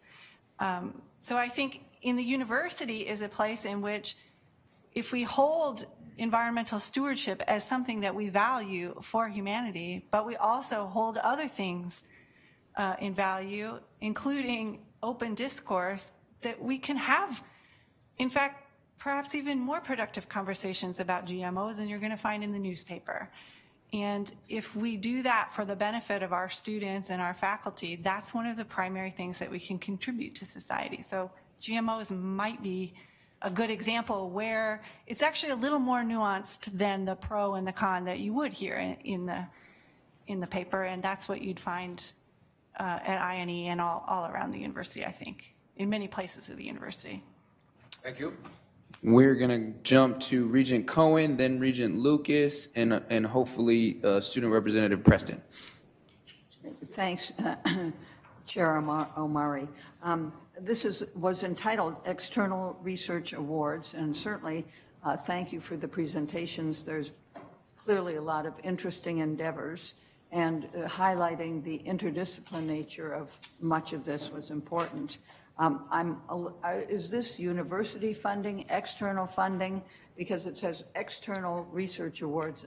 I'd like a little explanation on who's funding these. Interim Vice President Levine, please. Regent Omari, Regent Cohen, members, we could all answer that question in a diverse fashion. It's all of the above. Clearly, these folks are successful in getting external funding, and we're also using internal funds to make certain that we get interdisciplinarity across this kind of work. If anyone else wants to add to that. Yeah. So the slide here, Regent Cohen, is actually for what Interim Vice President is going to talk about next. Yeah. I think that might be, was that the confusion that you were seeing the slide there with external research? Yep. Yeah, that's for the next part. Regent Lucas. Thank you, Chair Omari. I'm building a little bit on what Regent Cohen said. Could you walk me through the Minnesota Futures Award? And that's one that evidently was competitive. What you did was so interdisciplinary with extension, with art, with all of the above. How did that award come, and then how was it distributed? And could you have done what you did without it? Dr. Gunn? Is it, No, that. Ms. Well, Legislator, I might- please? as far as I can speak to it. Go ahead. Okay. Chair Omari and Representative Lucas, members of the board. I can speak to how my side of it went. I don't know how the selection process works for it, but it is an internal grant opportunity, and my understanding is there are 3 awards every year. Is that right? So pretty competitive from my standpoint anyway. This is one of the grants that I can apply for as staff. So I would not have been able to do this work without this kind of opportunity, or it would be a lot harder. This project grew out of side projects that we'd all been kind of communicating, working with each other, and we were really excited to find a chance where actually we could really do this, really dig into it, and do something much bigger than our little ideas that were going on as far as how it's funded. Regent Mari, Regent Lucas, and the board. Indeed, these are very competitive grants. We have reviewers for these grants. And it's one of the opportunities that our scientists and our PIs and faculty in general have to do work that crosses these disciplines and has, as it says, futures, things that are really innovative. It's one of a variety of those kinds of awards that are granted in our office, in the provost's office, in the academic health center. Thank you. Regent Lucas. Thank you. What's the magnitude of that kind of award? And is it funded by the foundation or? Please, Interim Vice President Regent Levine. Lucas, the awards are funded through funding that we have in our unit. And the size, I don't remember the amount. My grant's about $245,000. Thank you. Student Representative Preston. Yes, Chairman Omari. This is more of a comment, but I think this is really exciting work that you're doing, and that this intersection of art and science is really just a form of scientific communication, and I think it really fits in well with kind of like the land grant mission of our university, in that how do we take the ideas that we're developing here and share them, and in doing that, communicate them to the broader public. I'm a member of the Joint Degree Program in Law, Science, and Technology, and I think increasingly it's becoming apparent that whether one's a researcher or a professional, with a lot of the questions that we're facing today, you can't answer them by just narrowing in on your one discipline and hoping that eventually the solution is going to fall from the sky. The problems you're looking at can often be resolved by the norms in a different field sometimes. And so I think that's absolutely phenomenal. And I think there's also a connection here with the previous conversation about the importance of diversity. Out of many ideas emerge great ideas. So, thank you, Chairman. Thank you, Student Representative Preston. Regent Powell. So the student regent to my left just sort of made my point, but I'm going to make it again anyway. And it responds or kind of tries to build on Regent Johnson's excellent question, I thought. I don't think you can find any ecologist at the University of Minnesota that doesn't think that GMOs are critical to, environmental sustainability, habitat preservation, and all those things. And I know because I talked to a lot of them from my end of the GMO telescope. Having said that, for some reason, none of that science is persuasive to most of the public, out there. And so I think that, again, to the point that was just made, to the degree that we develop a different kind of storytelling, that I think is probably going to be the answer here, because facts and science alone it just has not moved the needle, and would invite your comment on that to Dr. Hellman if you wish. Please, Dr. Hellman. Chair O'Malley, Regent Powell, and also Representative Preston. I think this is an excellent point. I also want to reiterate the opposite, which is, I think, the scientific community, in large part because as a university we have emphasize this interdisciplinary and are using resources available to us to sort of grease the wheels, if you will, largely to attract external funding. These are investments of which we expect a return, institutional change and financial return. But as we pursue it, I think the scientists are also more sophisticated in that it's not only a vehicle for communicating, but it is also a way for scientists to learn. So, Regent Powell, to your point about, is the social conversation about GMOs principally about science? No. But as scientists, how do we also need to understand that that is the case? We need to be, artists can help us, and humanities scholars can help us understand those social norms. So that we're actually not only, it's a two-way street, I'm trying to suggest. And recognizing the flow back, I think, is an equally important and transformative way of thinking about these collaborations.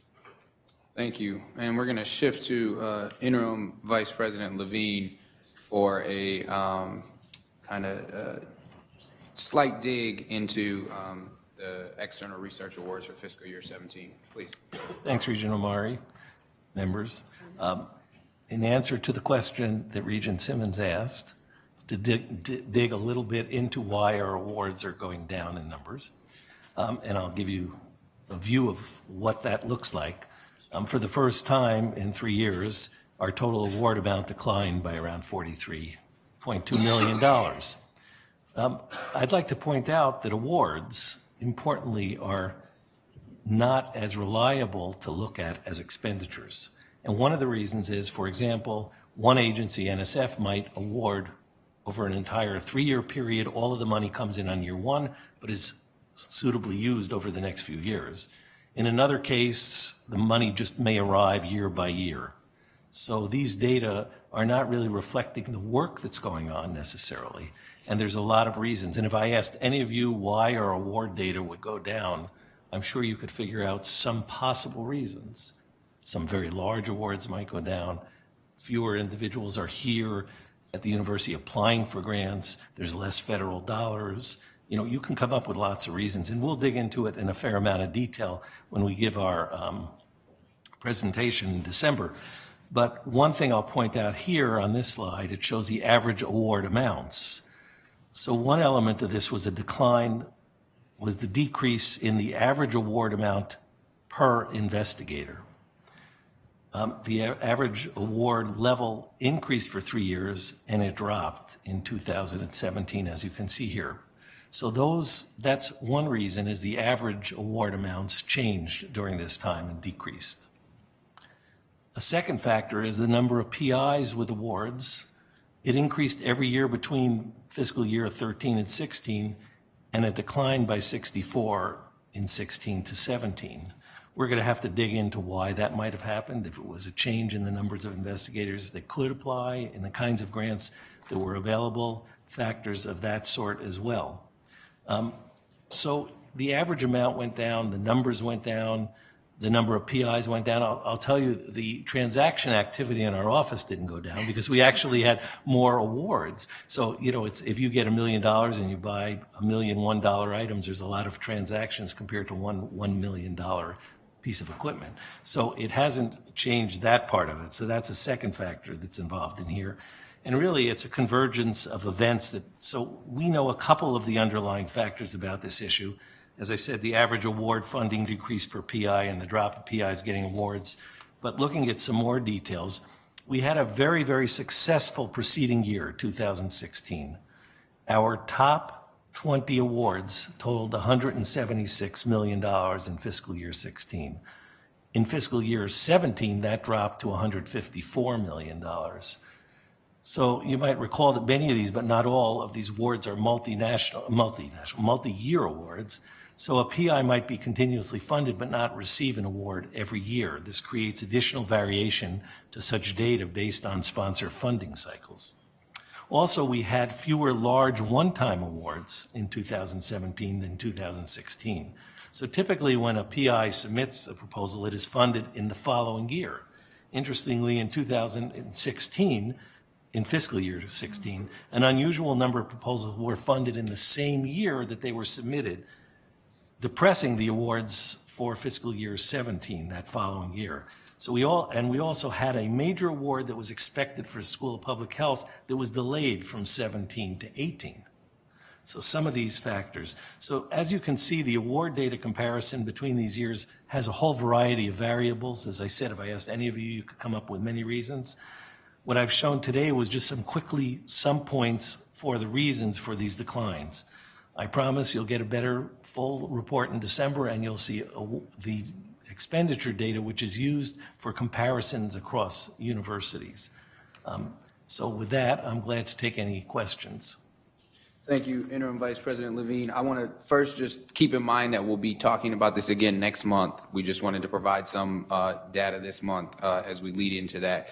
But Regent Powell, you want to make a comment? Thanks, Chair Omari. Just a quick question for Vice President Levine. So given that it's so lumpy, would we be better off, using a 3-year metric or a different, I mean, it's going to go like this and we'll be explaining a lot and maybe it's not the best metric. I don't know. Regent Omari, Regent Powell, members.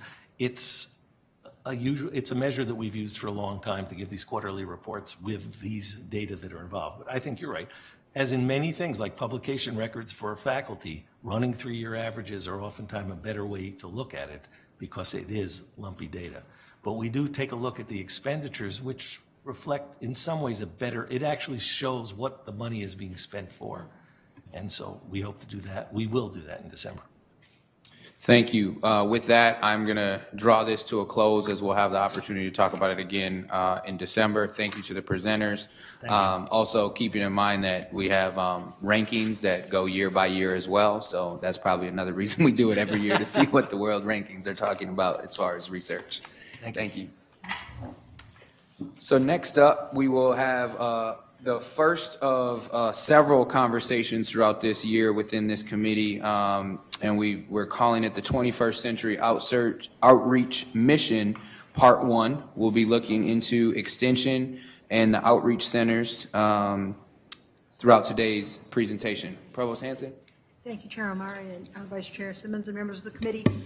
This committee, of course, is focused on mission and the engagement in public outreach and public service is part of our tripartite mission of research and discovery, teaching and learning, and outreach and public service. As the chair mentioned, this is the first of 3 discussions, and I want to underscore that. Not everything will be presented today. The 2 future presentations are one in December, where we'll discuss public engagement and address the sustained partnerships crucial for system-wide reciprocal and community engagement. In May, Part 3 will come along and we'll discuss a draft plan that outlines the 21st century vision, university's outreach mission. So today we're very pleased to have with us Beverly Durgan, who's Dean of Extension, and Brian Burr, Dean of the College of Food, Agricultural, and Natural Resource Sciences, and Director of the Minnesota Agricultural Experiment Station. Dean Durgan's presentation will highlight the importance of extension, and Dean Burr's the importance of the research and outreach centers as central components of the university's outreach mission. And these presentations will tie directly to our roots as one of the country's original land-grant institutions. But we'll see in particular how extension and the ROCs have evolved over time.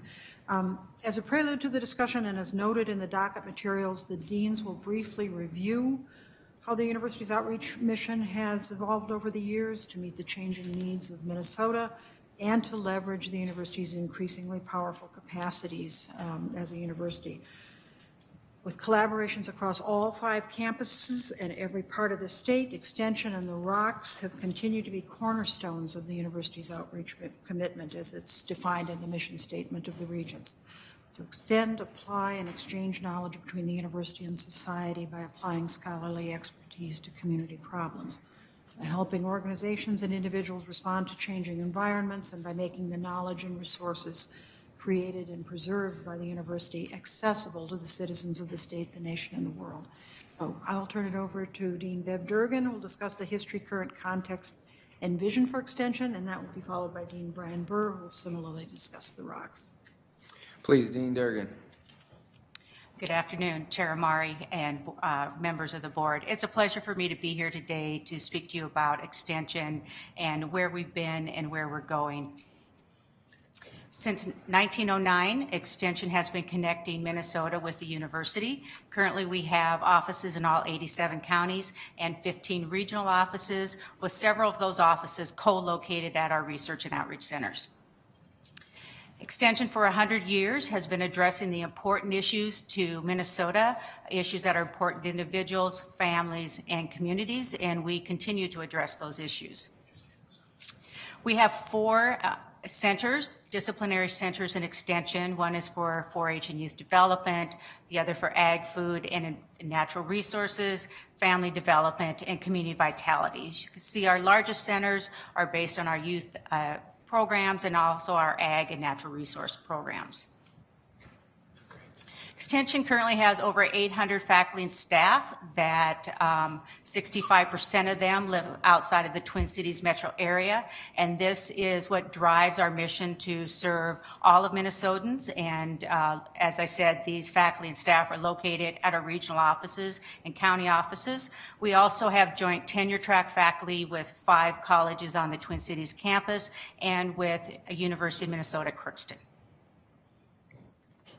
Last year, over 1 million Minnesotans participated in Extension programs, and these were programs from one-to-one meetings, large meetings, online education, and also through our volunteers, our master naturalists and master gardeners. This includes over 160,000 youth that are involved in our programs. Extension also helps to extend our programs from our large cohort of volunteers. We have over 30,000 screened volunteers that work with our Extension programs and really are able to expand our programs throughout the state. We also have around 1,000 citizens that serve on our county, regional, and statewide advisory committees. Extension's model is the same as it has always been when we were first established, as we take the research from the University of Minnesota, turn that research into educational programs that give people knowledge so that they can make better decisions for themselves, their families, and their communities.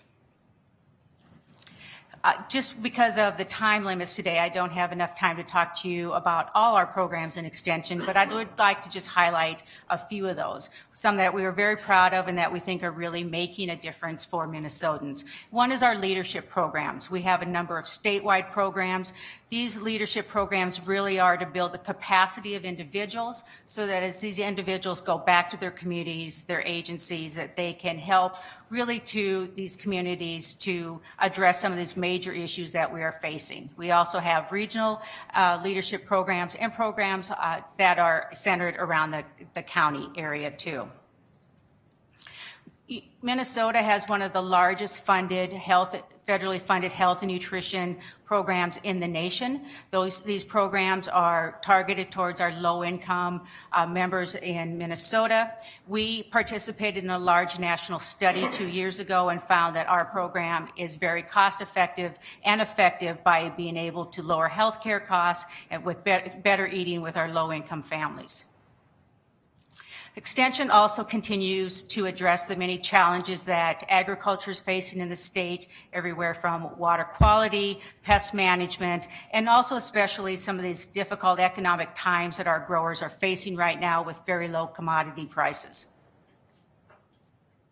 We also know in Extension that to support the agricultural industries of the state, we also need to support the rural economy. We've just recently received 2 major USDA grants to support rural grocery stores and also to work on a project that we call the Brain Gain. And these are for rural communities to attract newcomers and what makes communities welcoming, and also that these newcomers will want to stay there. We're also celebrating this year 30 years of our tourism center. The center has developed research and educational programs to support the tourism industry in the state. Also, Extension has been a leader with our partnerships with other land-grant universities. Currently, we have 5 joint tenure-track faculties with North Dakota State University. These faculty work up in the northwest area of Minnesota and really helps to extend the programs that we have to serve that area of the state. And finally, I'd like to talk a little bit about our 4-H and our youth development programs. We're very proud of those programs. Over 60,000 youth participate in our 4-H programs every year, with 10,000 volunteers that help support those programs. We have programs in the rural area, urban area, and we have a joint program with the White Earth and the Fond du Lac tribal colleges. I think that many of you realize that 4-H really started in the rural areas to serve rural youth, but we are seeing a major change in demographics of our youth in the state. So 55% of 4-H aged youth live in the 7-county metro area. So if we look to try to really meet the needs of the youth in this state, we have had to really look at how can we address the needs of our urban youth. We have established 4-H clubs in the urban area. In Ramsey and Hennepin County, we have over 45 4-H clubs. Several of those clubs are focused on our STEM disciplines. And what I'd like to do now is to show you a video of one of the programs that we are offering to our STEM clubs in the metro area, and that is our campus immersion program that we had last year. It's a program funded by 3M, and it also included our Fond du Lac and our White Earth kids. So if this will work. The purpose of the 4-H Campus Immersion Program is really to immerse middle school aged young people. Now that's early adolescence, that's 10 to about 14, to get to immerse them in a campus experience so they can explore academic interest, they can meet other students, begin to envision themselves as college students, but also take those steps to help them to come ready and prepared for college when the time is right. And it's also there to help plant seeds, to get them to say, yeah, I think I can be on campus someday. At high school, it's almost too late because they've already decided in middle school whether or not they want to go to college.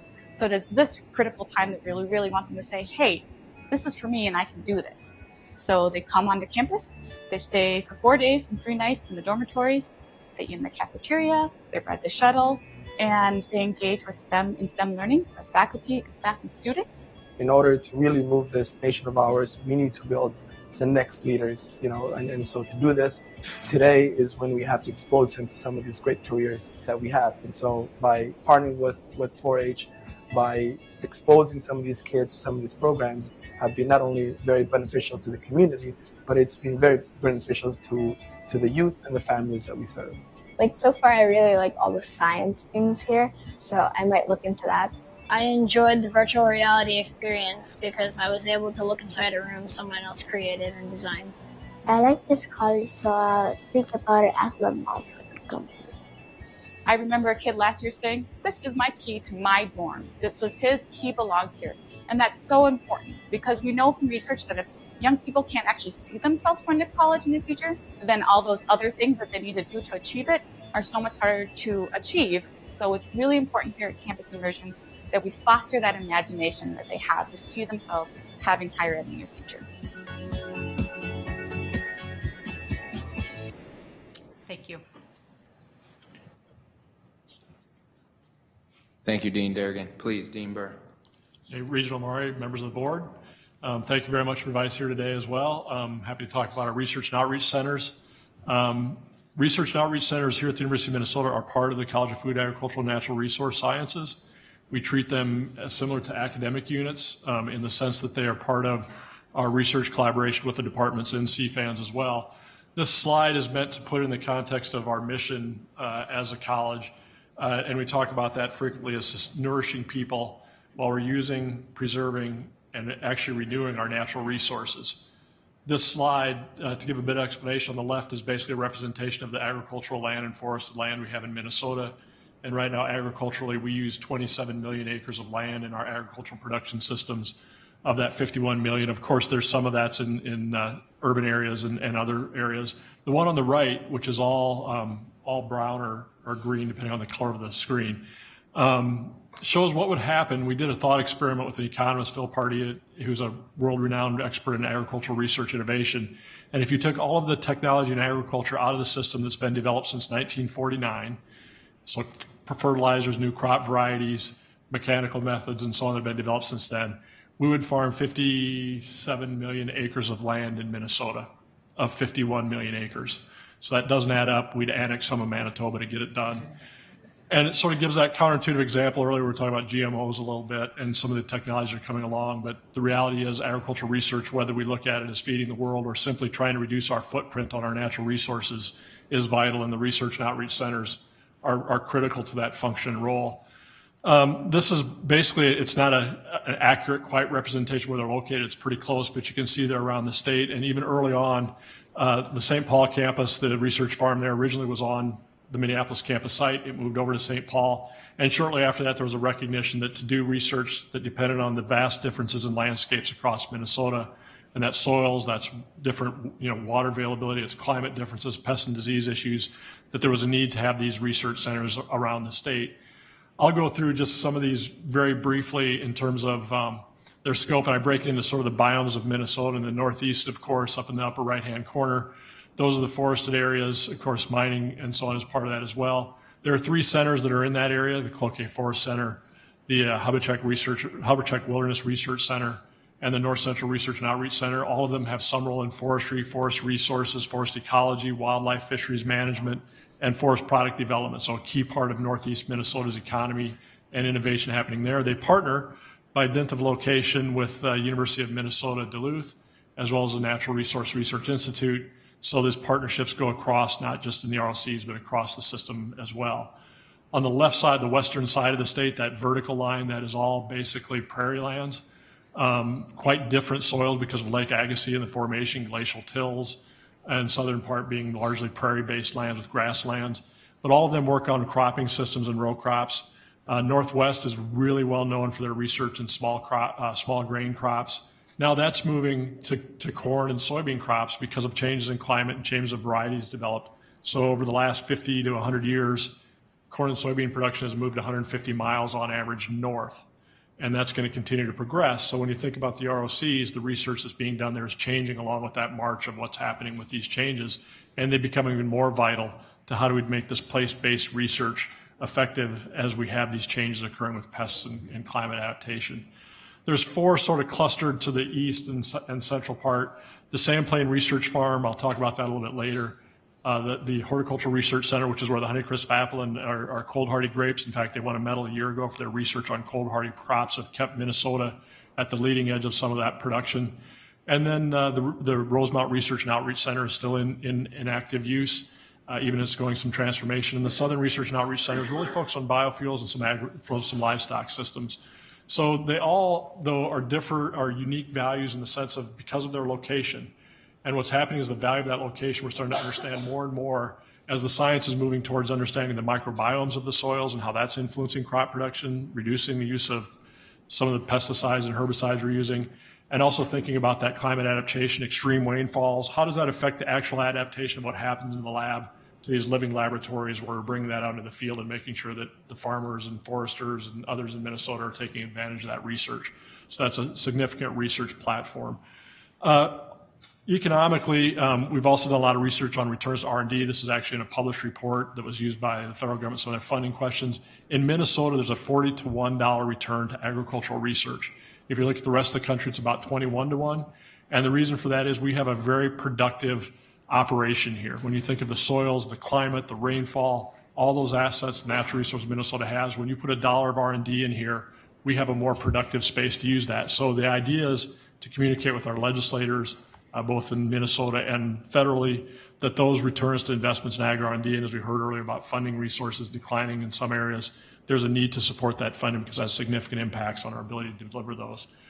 There's several items here that you know most of them. You've heard of Honeycrisp. I want to talk a little bit about Forever Green. And one of the elements that we work on at the ROCs is long-term research. And an example I use, and I didn't bring a bottle with me today, but some of you may have seen Minnesota 13. It's a whiskey distilled in North St. Paul. And it's using Minnesota 13 as the first open pollinated corn variety developed here on the St. Paul campus. And it was developed for its short-term growing season and enabled us to move corn up north into Minnesota as we were getting pest and disease issues in small crops. That innovation led to that. In the 1920s, during the Depression, it was used by Stearns County farmers. They were distilling whiskey, selling it into Chicago during Prohibition. It kept them in business.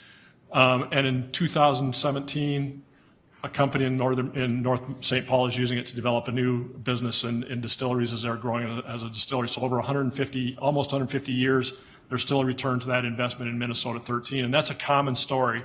Today, Patagonia is using our Kernza, which is the Forever Green program, to use in beer brewing. So we stick with the alcohol motif.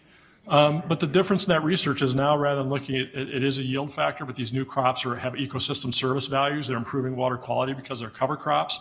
They're reducing our carbon footprint, reducing herbicides and pesticides. And so that research, again, continues to evolve, and we're, again, reshaping the landscape in Minnesota in positive ways from that research. I won't spend a lot of time here, but of course, we have significant opportunities. I actually alluded to several of these in the process. The bottom three on the opportunity side, I'll just point out, is public-private partnerships are growing dramatically.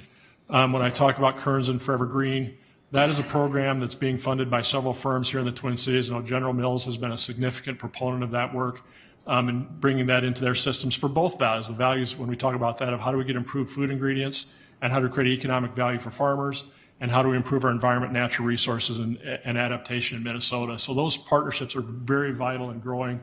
Experiential learning is a key part of ROCs. I don't want to give the impression these are simply research-based. 12,000 students have gone to Cloquet Forest Center to learn about forest management, forest habitat, forest ecology, and bringing that into those students' experiential learning component. And that's happening at Morris and Crookston with the universities there, and it's happening with regional schools, so a real asset for that as well. And we can talk about, I'll just leave challenges there, but of course many of those are financial, but also this is fundamentally an expensive enterprise. It has high capital requirements of land. We go along the farm, Dean Durgan talked about the farm prices. We get affected by farm prices. 2/3 of our funding comes through our income generation and sponsored projects. 1/3 comes from allocated funds from legislatures and the federal government. And so we continue to try and find ways to innovate efficiently around this space. With that, I'll pause and thank you, Regent Murray. Thank you, Dean Burr. I imagine we have lots of thoughts and comments, and we'll start with Regent Rocha. Thank you, Mr. Chair. Well, first, I think that this is an appropriate point to acknowledge that this is National Farmers Day, and Regents Figum, your special day on the board. So if you'd like me to give you my time, I'd be happy to do it. Sure. As long as we come back to you, right? Yeah. So anyway, yeah, this is a wonderful presentation. I mean, the historical backdrop is really powerful, and in a lot of different ways. I was really happy that you kind of went back with a pre-1900 quote to sort of set up this dialogue, because recognizing the role that the land-grant university, or that this institution had on sort of creating what Minnesota is today. The idea that in many ways Argentina was a more developed agricultural environment or economy, but yet they didn't have these outposts of research promoting the development of technologies and methods for keeping half of our state from being harvested to create farmland. And I think that's really important. We all know the story of Norman Borlaug and the impact he's had on the world, but sort of kind of the unsung story is the research and the investment that the people of Minnesota have made over time, and the development of the milling companies, in part because of our geographic location and waterways and so on, developed these industries that then, as they sort of matured, made investments in technology. And these technological companies that are known as our, the Fortune 500 headquarters that we have here, all these different things, they all come together, and you cannot possibly take the University of Minnesota out of that. And we are super fortunate to enjoy the benefits of our forebears in that respect. Why I think this is such a wonderful conversation, and I love the fact that was the title for this conversation, is things change. And for me, and you certainly have heard me talk about the importance of not forgetting rural Minnesota as we do make all these analyses of students that are being admitted and how we're making our investments. That's a pretty heavy overemphasis on a lower percentage of the population. And so my question to you would be, without losing the strength of what we've had, and we can go into sort of more sort of particularized conversations about that, what are the things that we can do with respect to the research that's going on. The programs that we saw in the video are amazing, and that relationship is really great. But is it simply just that the structure of the state and the way the economy develops means that we're always going to have that bit of a bias from that research and extension component? Or is there a way of identifying ways, and I'm sure this is being done, to have an urban focus that, and suburban metropolitan focus that gives that same relevance? Because I still think that if I go out to Olivia or Wilmer or Owatonna and talk about extension and 4-H, everybody knows it intimately.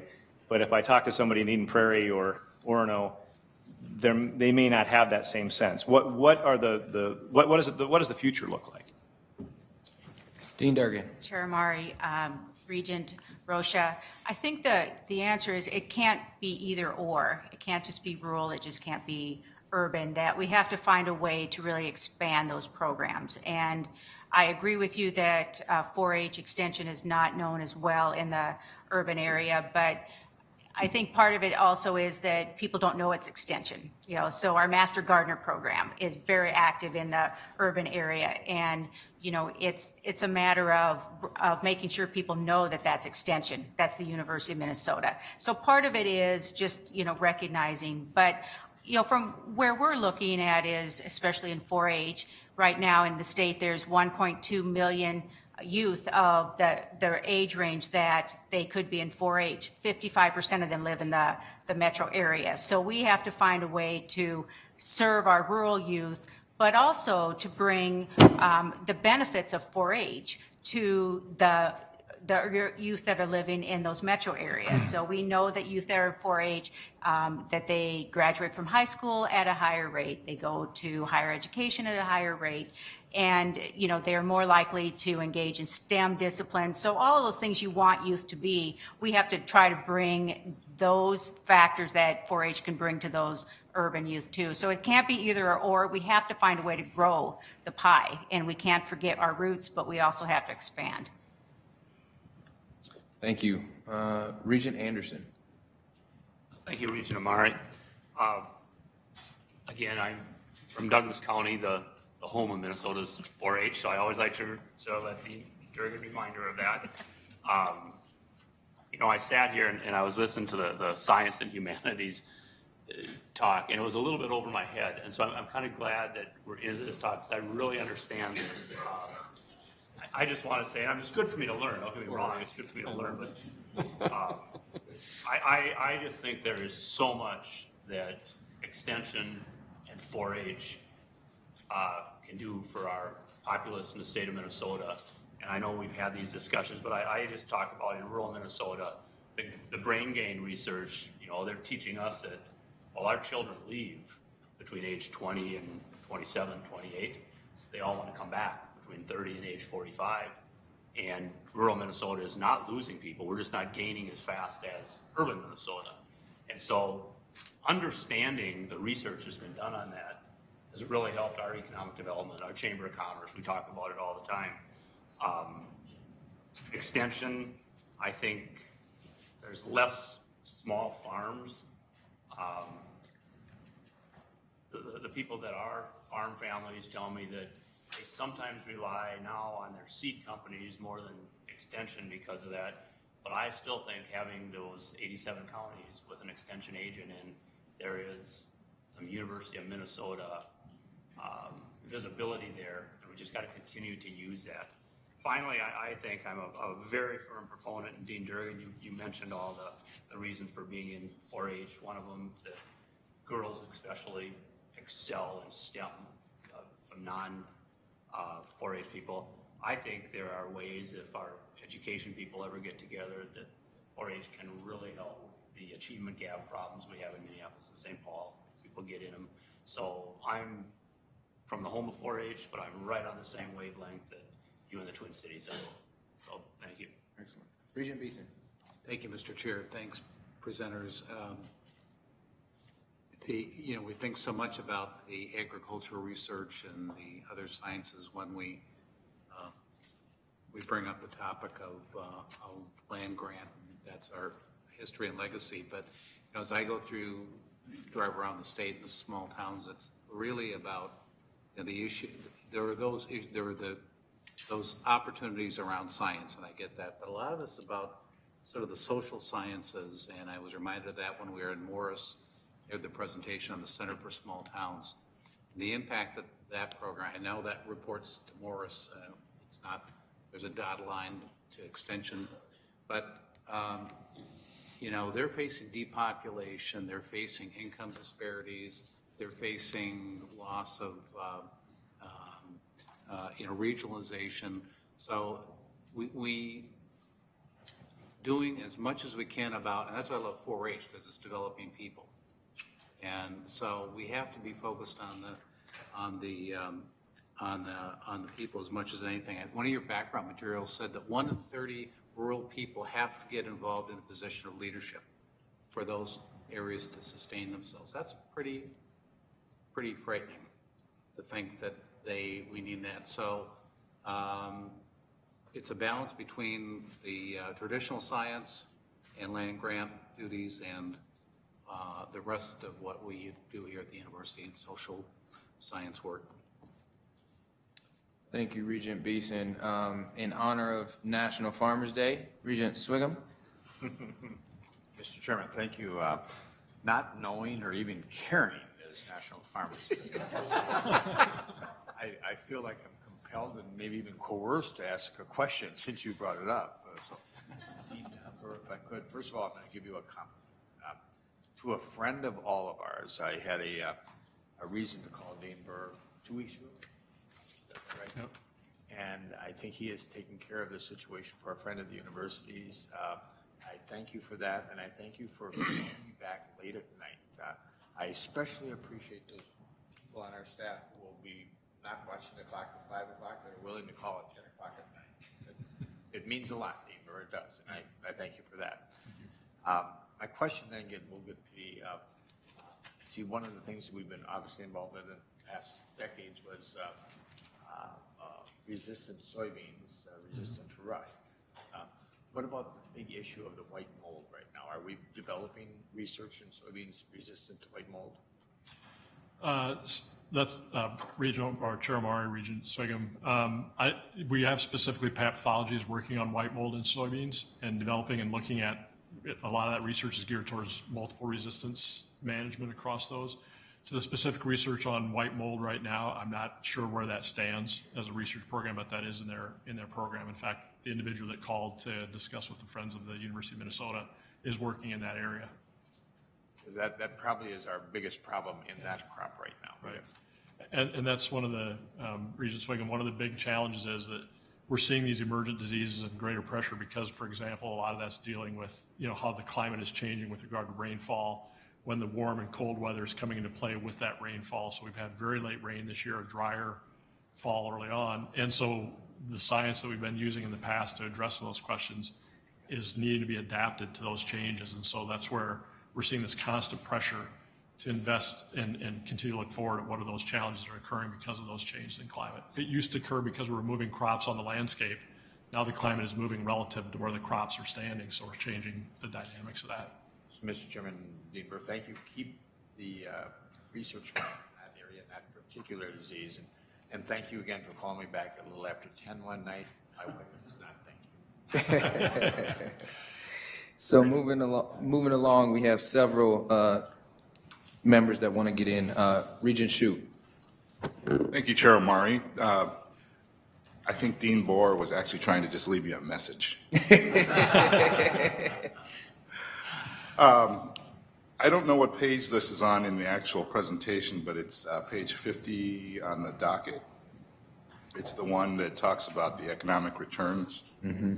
I don't know if you can find it on there, but I just wanted to get a little more information. I tried to look up online this first study that you referenced by Dr. Pardee, and I'm just trying to understand what this really means. 10.6% return on research investment over a 50-year period ending 2009.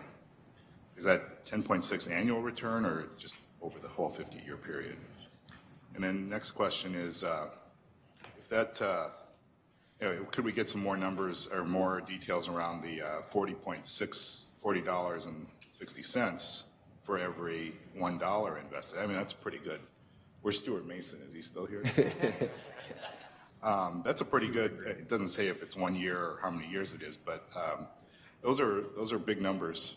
And I was just hoping to get some more context about those. And you can send us the materials if you don't have it on here.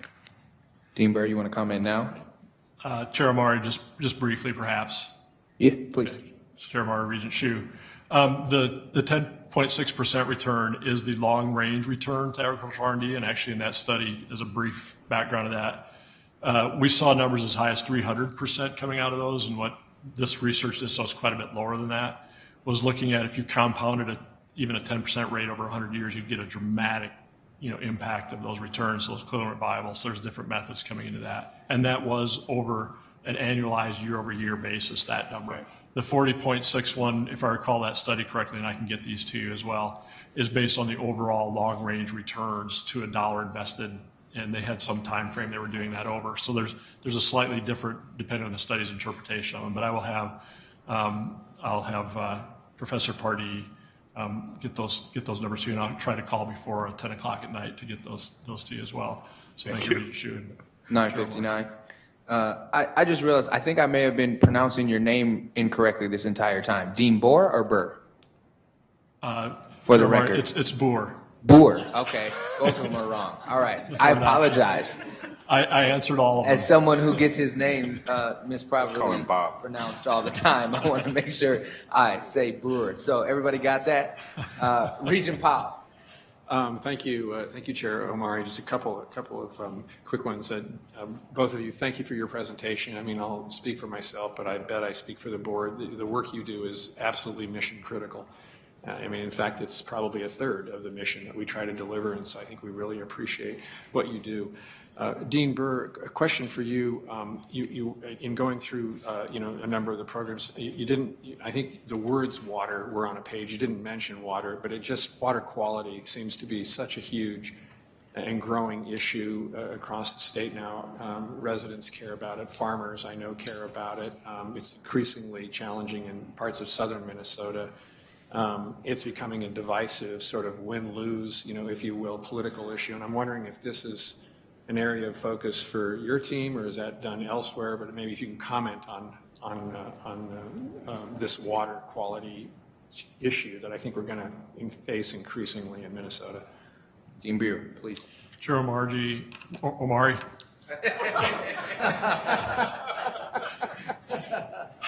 Sorry about that. I'll get it right. We're even. That was truly a slip. That was not. I wish that was my sense of humor, but I'm not that quick. Regent Powell, thank you for your question. Yes, we're spending quite a bit of time on water quality and water resource issues. And actually, in fact, and Dean Durgan mentioned this earlier, we partner quite extensively on programs related to water quality and water research. So we have a water resource center that's here at the University of Minnesota that's jointly supported and funded by Extension and CFANS as part of that program.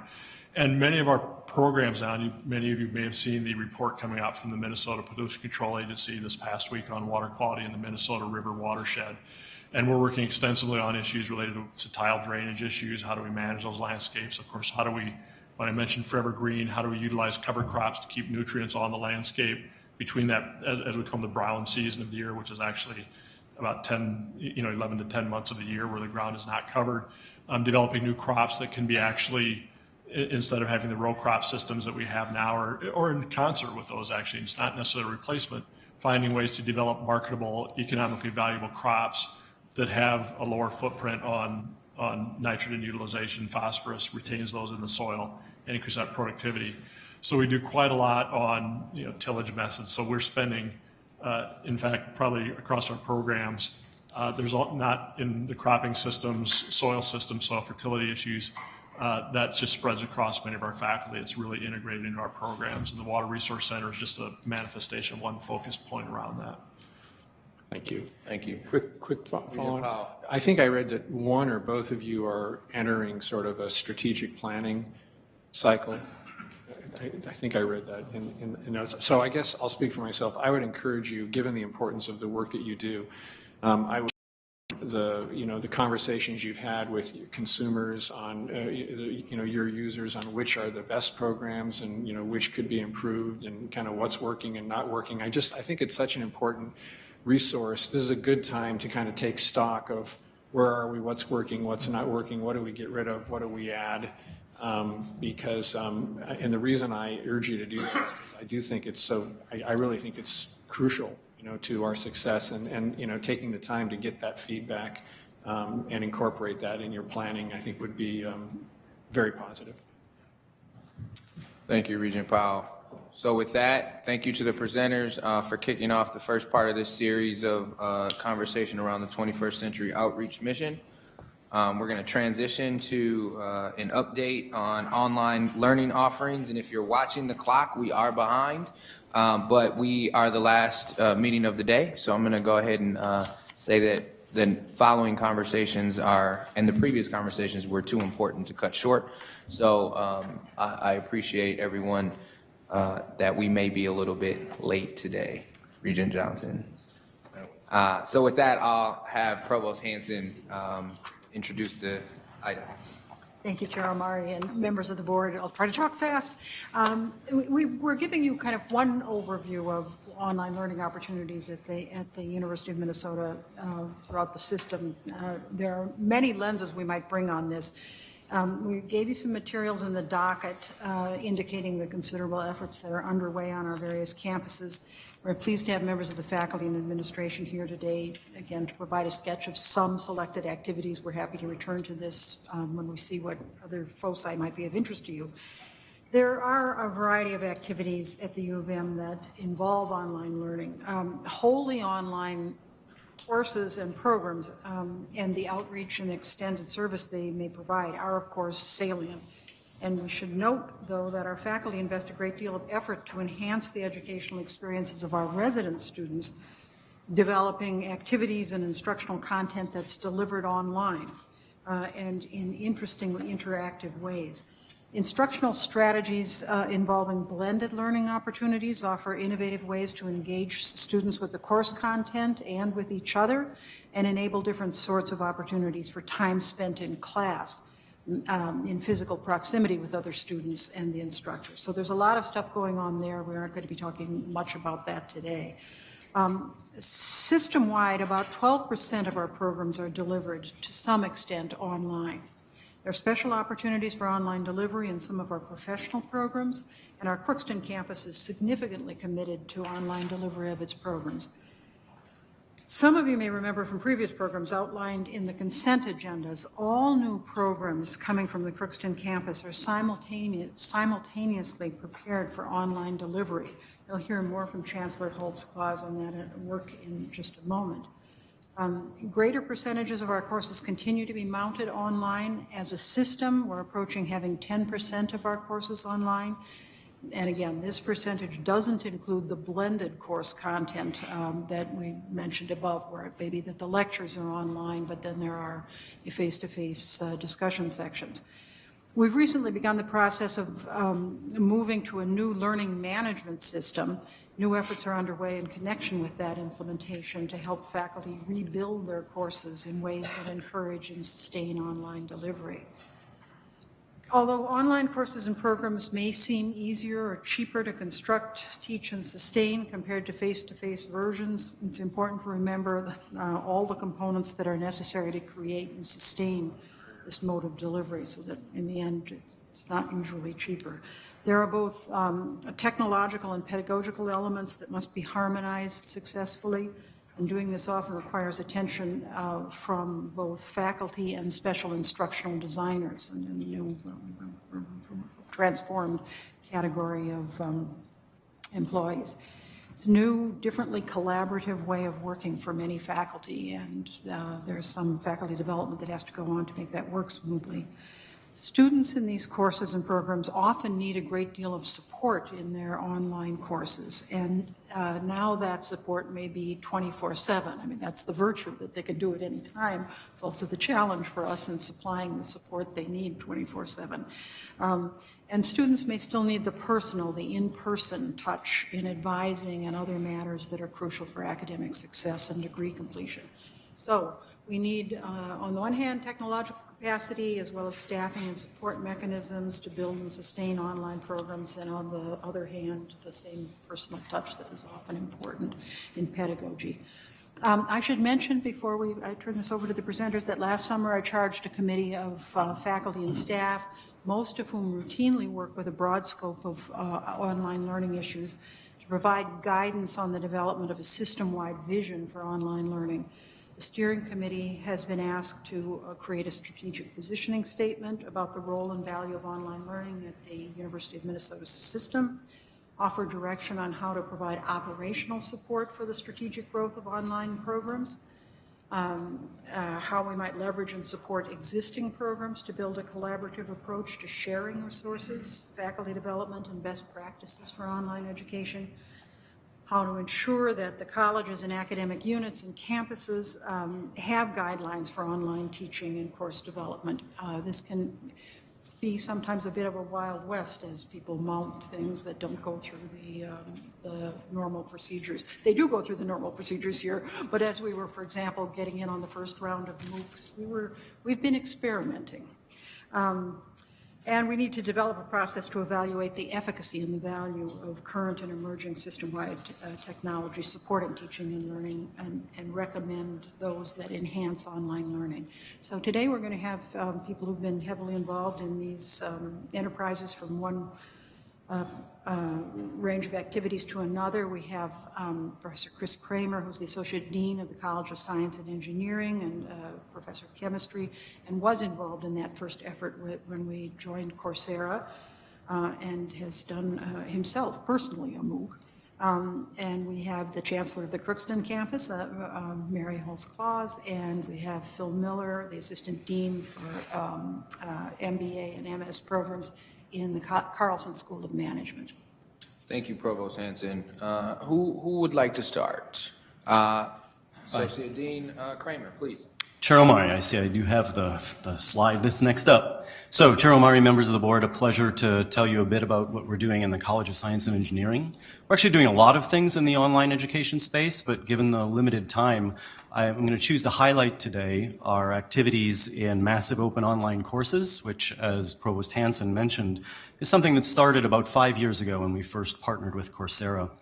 So at the time that we put that partnership together and began thinking about what would be the principles that would guide the development of a massive open online course, because these are offered to the whole world. They're not regular enrolled students, they're not in our degree programs per se, but they offer certain opportunities to enhance our educational mission and the experience of students here at the university.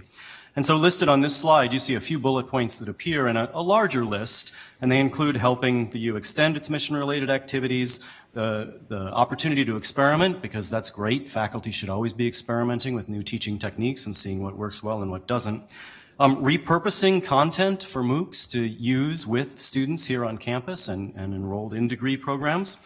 And thereby benefiting them and having a return on that investment. One that's not listed on this slide, but that also appears in there, is to leverage our particular strengths. And so it turns out that amongst our strengths at the university, the Department of Computer Science and Engineering is the best in the world, essentially, in a couple of areas. One is called recommender systems. So when you log into Amazon and you bought book X a few weeks ago and it recommends book Y to you, most of the underlying software and algorithms started with research here at the University of Minnesota. And they're also extremely good at user interfaces. So at the moment there are several Coursera MOOCs running, and let's look at some numbers. These launched relatively recently, and this is just sort of dashboard analytics that we get from Coursera. So in essentially less than 1 year, so far, almost 100,000 individuals have logged in to take a look at these courses. Of those 100,000, 20,000+ have decided to begin participating. So they've watched some videos, they've taken some sort of exercise, some assessment. 2,600 have paid. That certainly seems to indicate an intent to finish. And by paid, in this case, they get a certificate from Coursera. So they're not students enrolled, but they are accessing University of Minnesota content and branded content. And so far, almost 2,000 have completed.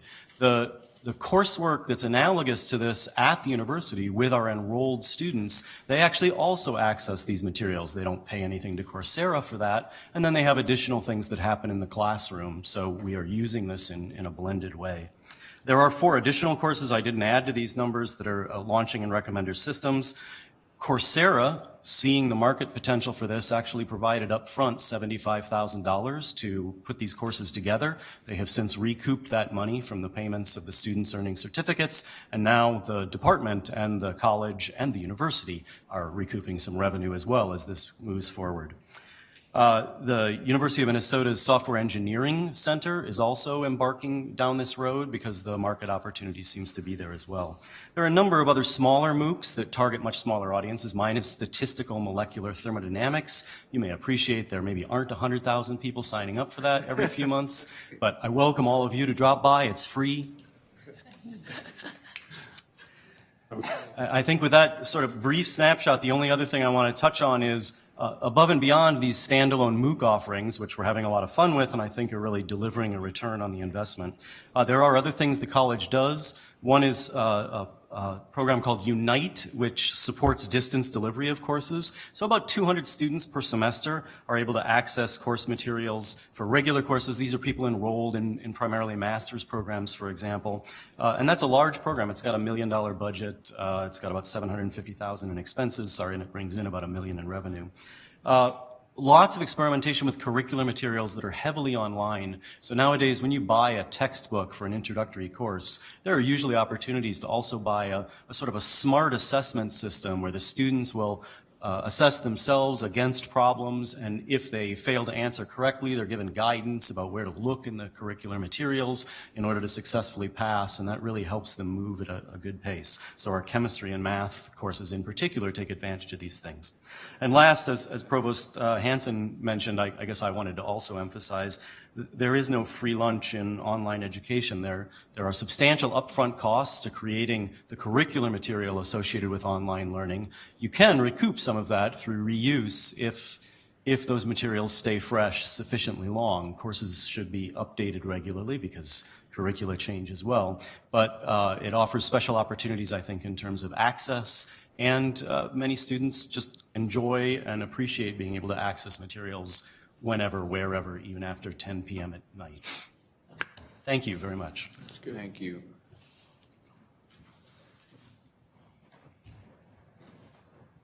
Chancellor Holtzclaw, please. Thank you, Chairman Omari and members of the Board of Regents. I'm going to share with you today a little bit about the history and what we're currently doing at the University of Minnesota Crookston on our online enrollment.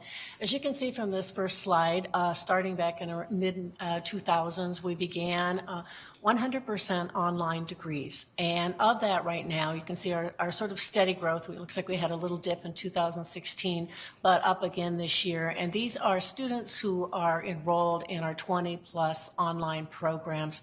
Some of them, for the most part, are off campus. We do have a few on-campus students who take online degrees as it's required for their curriculum, but most of these are not physically on the Crookston campus.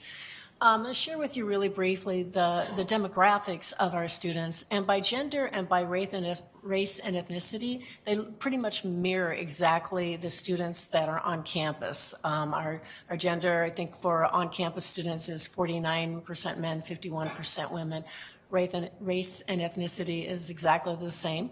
But where our online students differ from our on-campus students is by class and by the full-time and part-time status there.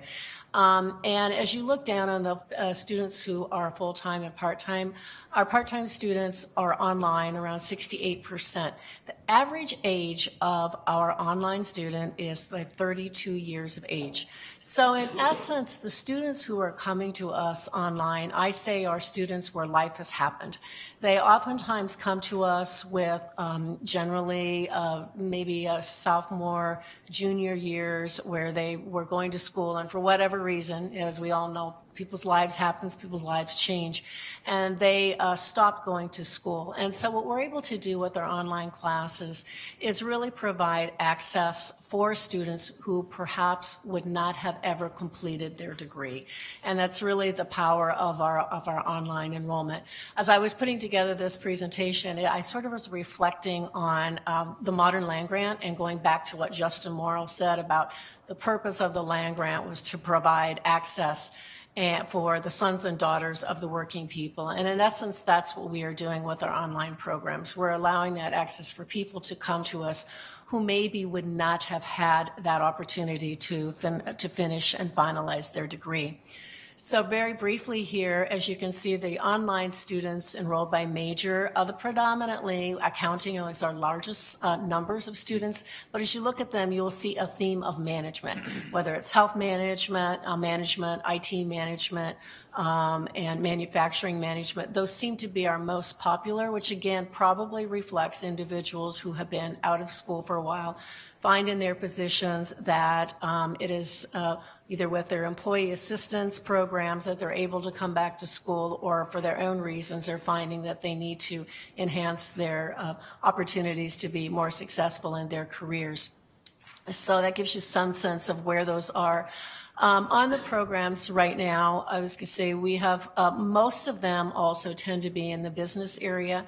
We're working on trying to really create that interactive aspect that's going to make a really strong science program. But again, as we've all think about what it takes to be interactive, be creative in the sciences and the technologies, that's why we probably have focused initially on some of those areas that were easier for us to be successful as we went about developing those courses. And just to, again, communicate what Provost Hanson and my colleagues have said, these classes oftentimes are not just the cash cow. They require significant upfront money on that. And as you look at our own retention and graduation there, overall, our graduation rate for online, again, totally mirrors what our overall university average is. But we've had to work very hard at creating an online community.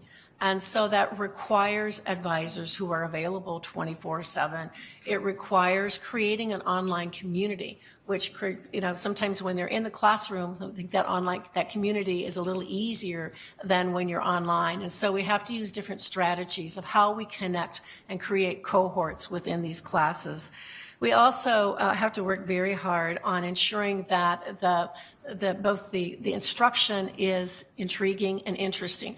I was a recipient of a lot of online classes. I took some of those, and those were they were not the state of the art at that time. And so I am pleased to say I've been online and looked at our classes, and they're actually incredible. There was so much improved from what I knew in my days. And most of our online professors are also teaching in the classroom. And so we create that relevancy, and oftentimes they connect the online students and the on-campus students in that cohort area. With that. And so again, we're always looking at ways that we can do better on the retention and graduation. One of the things you see there is, I'm not proud of the only 80% return for a second semester. So we're delving deeper into understanding what happens. Did we not have the right student? Did we not communicate with them about what the rigors or the requirements are to be successful in online? One of the things that we require all of our online students to do is to take an orientation to online learning.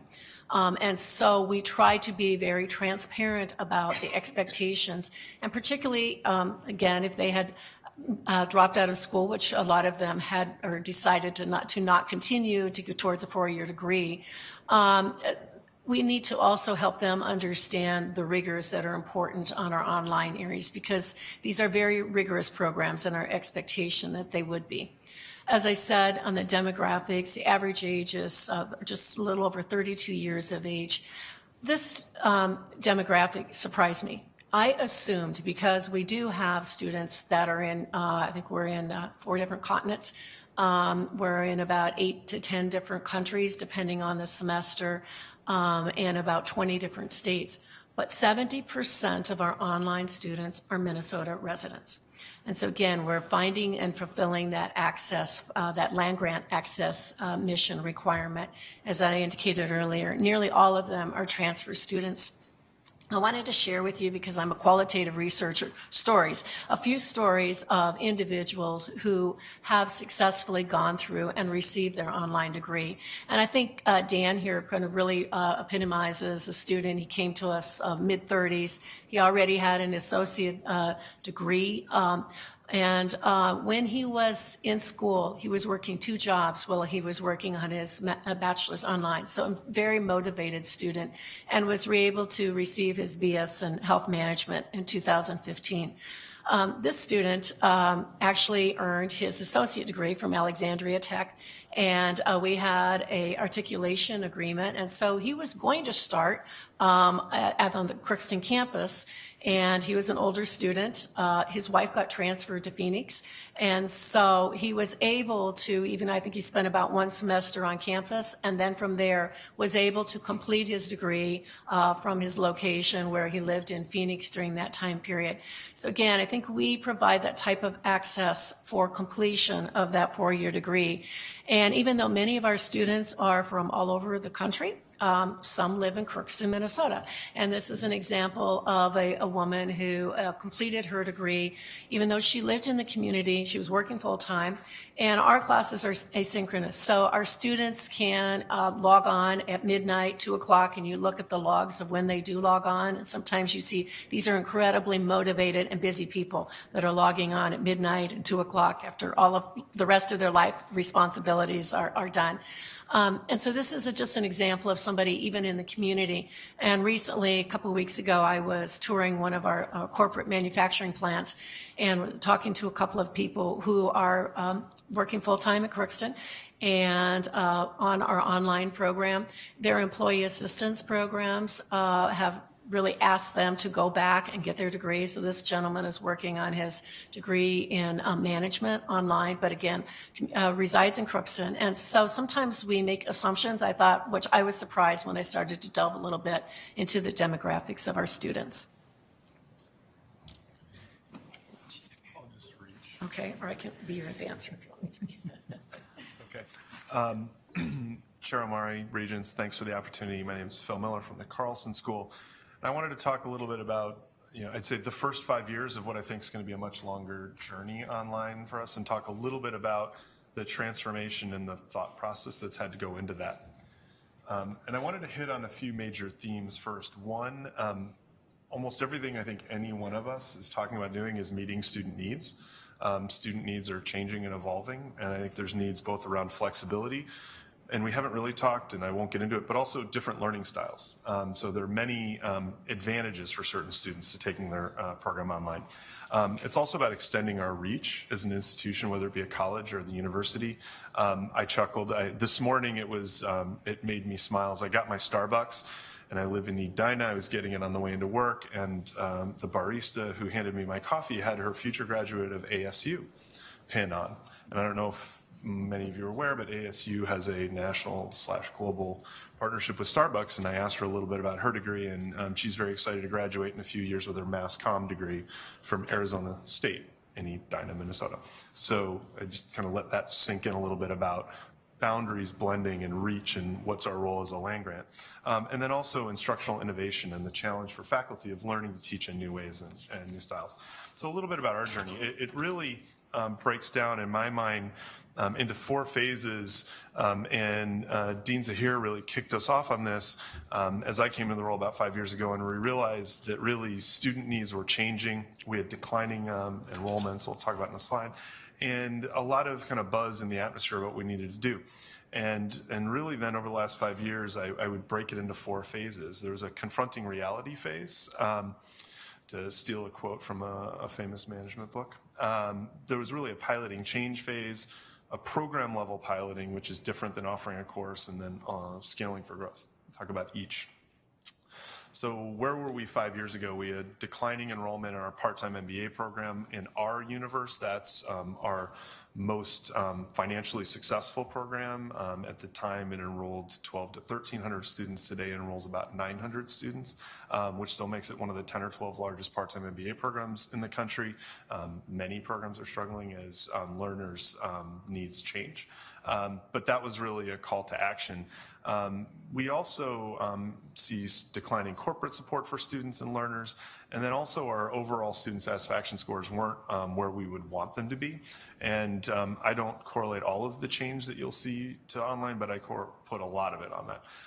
And so the other thing we had internally, if you think of the supply side of this, faculty were very reluctant. I mean, when I did a study for the prior dean, Blake, in a former role 8 or 9 years ago, and I remember my pull quote from that would be in a faculty survey, someone, a faculty member wrote in, please, please, please don't put anything online, don't turn us into private for-profit college X. I won't name the university, but that was the faculty perspective. And so there's sort of a tacit concern, I think, among the faculty about what does it mean to go through this change, and we had to get after that. So Dean Zahir convened a faculty committee to look at how do we pilot. So we piloted. We put 5 new courses online and committed to doing that. That was what the faculty committee thought would make sense. And it was important that the faculty, and it was all senior tenured faculty, as well as myself on the committee, really dove into online delivery models, faculty and staff requirements. You'll hear universally from all of us, it's not less expensive to do, it's just different to do, right? And how do we have to staff that appropriately? As well as, was there really student demand? We thought there would be. We launched 5 new courses, and what we saw were a bunch of changes right away. In particular, student demand was overwhelming for these sections. So if you imagine working professionals taking 2 to 4 courses per term over 3 to 5 years, it's a lot, and we've all talked about this in some degree. And we launched, in the first 5 sections, we put a control limit or cap of 35, and we had wait lists of over 100 in some of those sections. Because for people who are working, as I like to say, coming onto campus is a feature for many, but coming onto campus for the 3rd night that week for 3.5 hours falls more into the defect category and not a feature of a program for working professionals. So we really saw that come through. The faculty were successful. We made sure to mix. We had full-time instructional as well as senior tenure track faculty build these courses. We had a mix of quant and qualitative courses. We hired instructional design staff to do this. We developed a common course development process. We had more than 15 faculty engaged over time in an initial build out, and it went really well. And what I would say is, you can see, this is you're not really intended to be able to read the numbers, but I'll just tell you that it's intended to be an eye chart. We had, 1 or 2 intrepid faculty members back in the mid-2000s who were doing their own thing online with no explicit support. We had a little mini pilot under the prior dean that was a partnership with Capella for 2 or 3 courses, and those kind of were launched and then died. Really in 13 is when you see us beginning to launch, and I'm not a statistician by training, but I think there's a trend in the chart. And now roughly 1/3 of our seats enrolled in our part-time MBA program are online. So people are essentially self-blending their program. By the way, there's also tremendous demand for compressed format and other ways to compress the timeline. Online is not the only piece of this.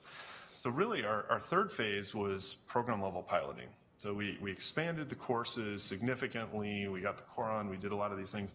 And 2 years ago, my then boss, Steve Prenny, was in front of some of you, and we launched our industry MBA program, which is a small niche cohorted online program targeting DC Hill staffers. And we targeted that because our assessment was launching a program is different in kind than launching a basket of classes. If people are in a very diverse part-time MBA working professional program, every course is different. You expect syllabi to be different. You're in a different room. So if online sections are a little bit different, it's not a big concern. If I'm taking a cohorted program where we're all in the same series of lockstep courses, I expect consistency in delivery, in format, in services and whatnot. So this is an important experiment for us. It's been interesting. We're going to ultimately discontinue that cohort and roll it into a much larger launch that I'll talk about in the next slide. But it really forced us to get out and do more regional or recruitment, get outside the immediate area. Lots of learning around coordination, recruitment, faculty having to collaborate in ways in our school that they don't typically, because when you have 3 courses running at the same time, you can't all have the same due date for materials. So really just basic scheduling within the week and who owns what nights and what days, how are we going to do 24/7 support, a lot of things we hadn't had to consider in the part-time program.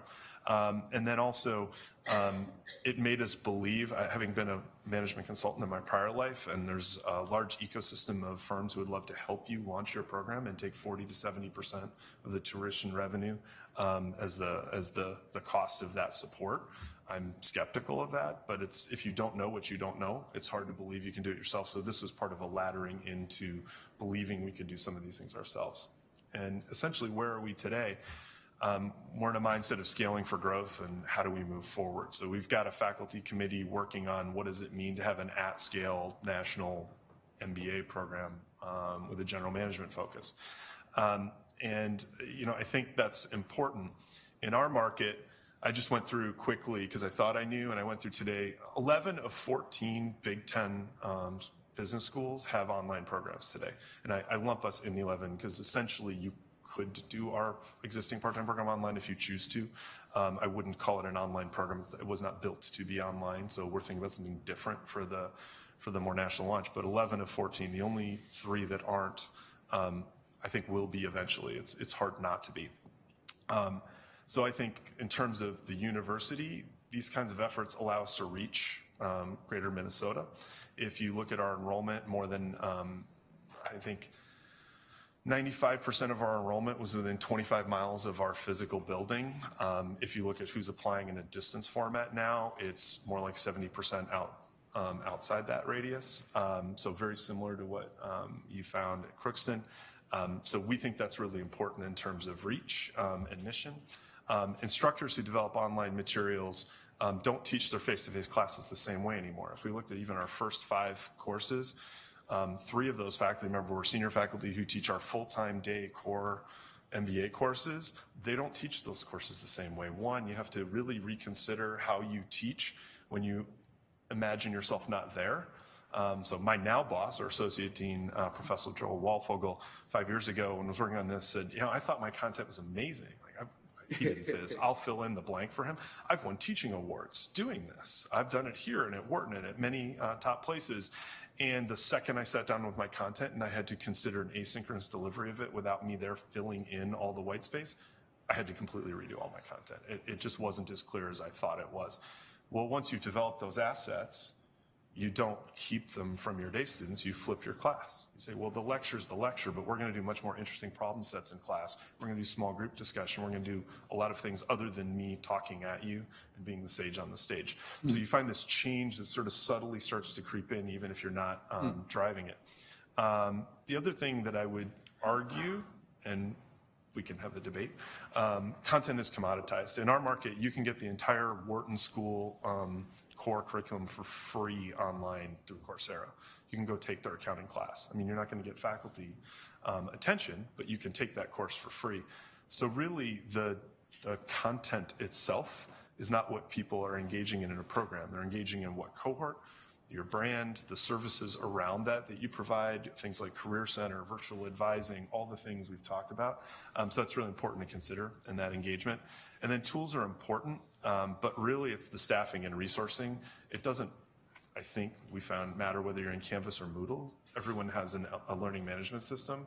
It's what you put behind that. You can make many of those things work, but it's really the staffing, support, and community you create. So I think that's the end, and I'll leave it to questions you have for any of us.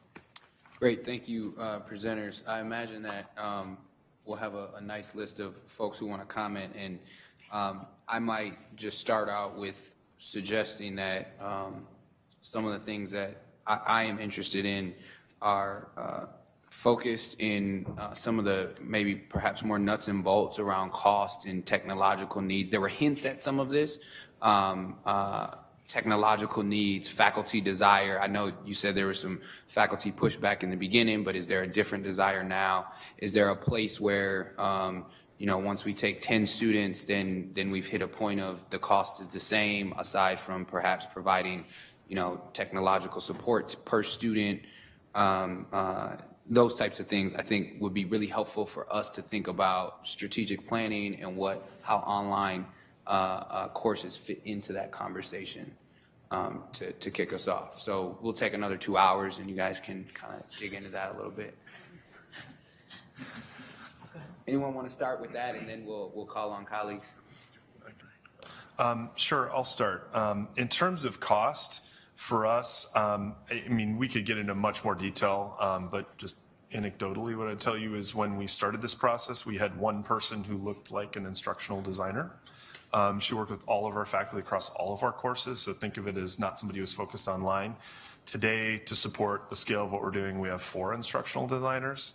I know peer schools, so Arizona State Carey School or Kelly, or I was just at a conference at Temple at the Fox School of Business. At scale for programs, they have 7 or 8 instructional designers. And that ends up becoming important because the creation of a class is different. I mean, and that's one of the transitions we're going through. I don't know if you found it at Crookston or in science and engineering, but a faculty member in a traditional sense owns their whole class.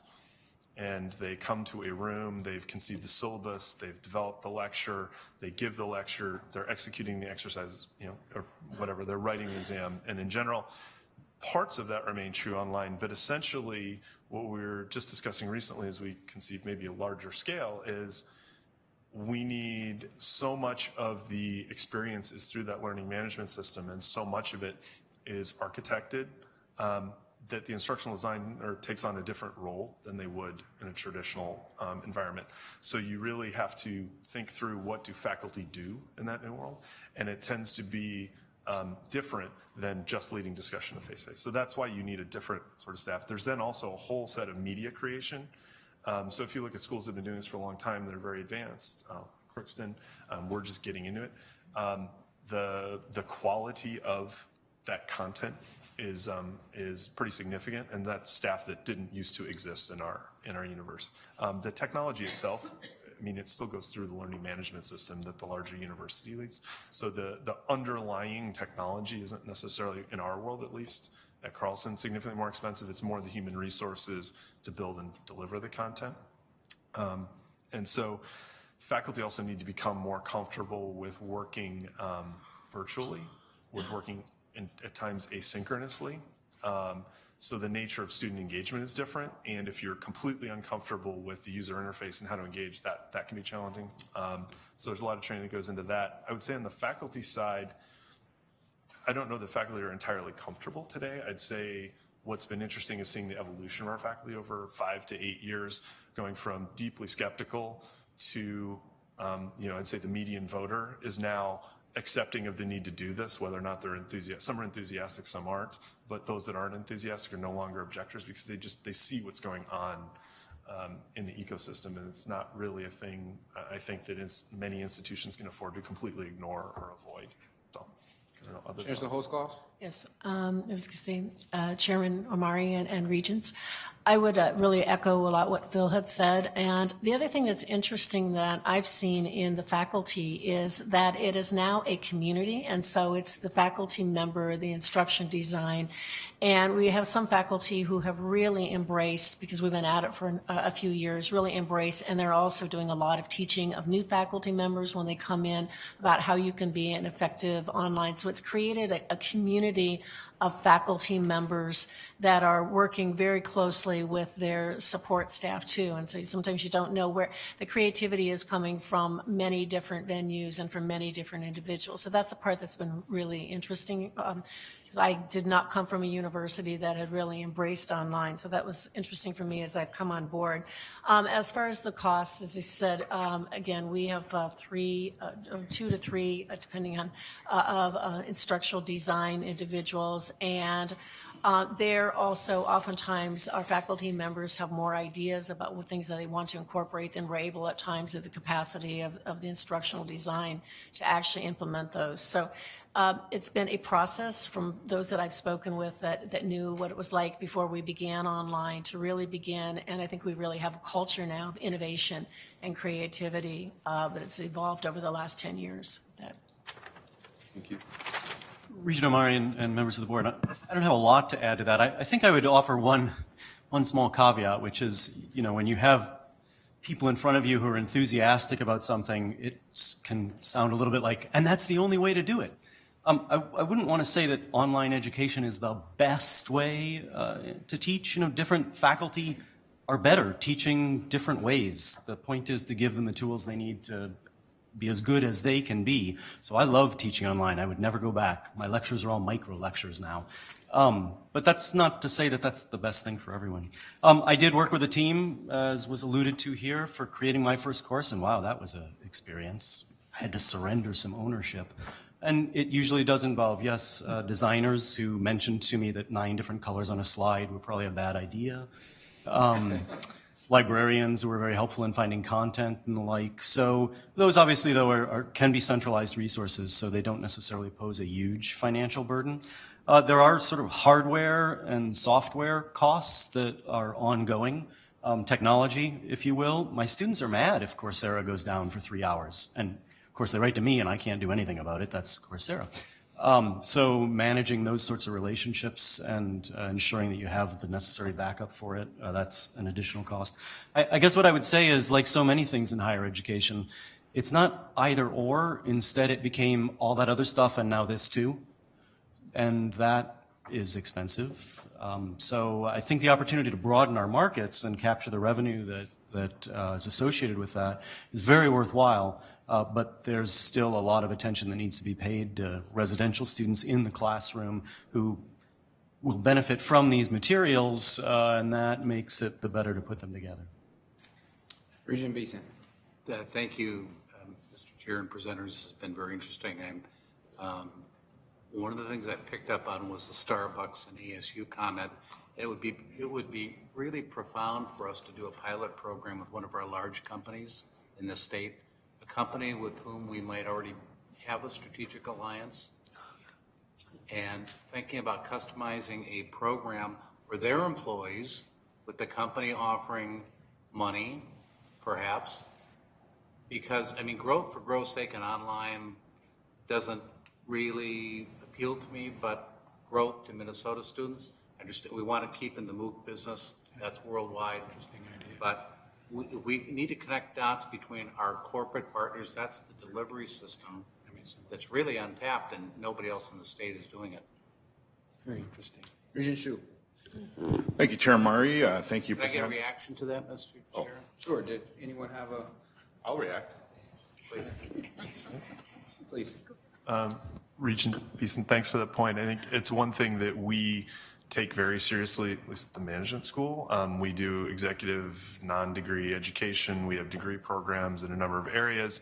We had a very successful partnership with a major Fortune 500 company, and 5 years ago when they ended that relationship, one of the things they told us was because it was an unfair benefit in their universe because it was only a headquarters benefit, and they have more employees outside here, outside the region than in the region. So our inability to scale was actually part of the end of that. So I think to your point, there's both an immediate opportunity to better serve local employers, but also for some of our global firms to be more connected with them where they are. Chairman Amari and Regent Beeson. I think that's an excellent point that you brought up, and one which right now we're actually having some conversations at Crookston, not with a large corporate, but smaller entities to see if there are some specific ways where we can at least initially be the preferred education provider.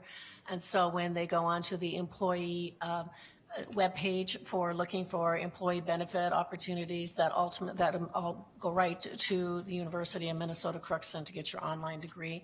And as I hope, as we continue to have those conversations with companies, that we will then begin to find out what are some of their specific needs that they're going to have from a corporate perspective that we at the university would be able to provide. Thank you. President Kaler. Thank you, Chair Omari. Indeed, it is a good idea, and of course, the strategic planning work that's going on has online education as a bullet point. So we've got a framework in which to consider and flesh out that idea, and we'll do that. Regent Shu. Thank you, Chair Murray. I wanted to react to Regent Beeson's comment. I think that's a fabulous idea, and I think in reacting to President Kaler's comment, I think this is something we have to take a very hard look at. I've heard a lot of comments about how expensive it is, but I haven't heard anything about, an analysis on return on investment. And, I don't know things like, for example, Professor Kramer, your classes, when you're teaching them, do you get credit as a teaching? Is one of the courses that you're supposed to be teaching that semester? Because I know a lot of professors who would love to get credit for their online course, which is they record once and people start taking it and they get credit for teaching. So they don't have to teach another class that semester and they can focus on their research. So I don't know how the policies are going to be developed around that, but on the student side, I'm interested in, what is the value of an online degree? We now have nearly 5,000 alums from Crookston who the first time they set foot on campus might have been the day they graduated. And I'm just wondering if they're treated as, the same as a graduate who actually lived on Crookston's campus. What is the job placement to the extent? I know some of them had jobs while they were taking the classes, but what about the ones that wanted to take the class? Maybe they weren't from here and they're college aged and they took the class. How did they do after they graduated?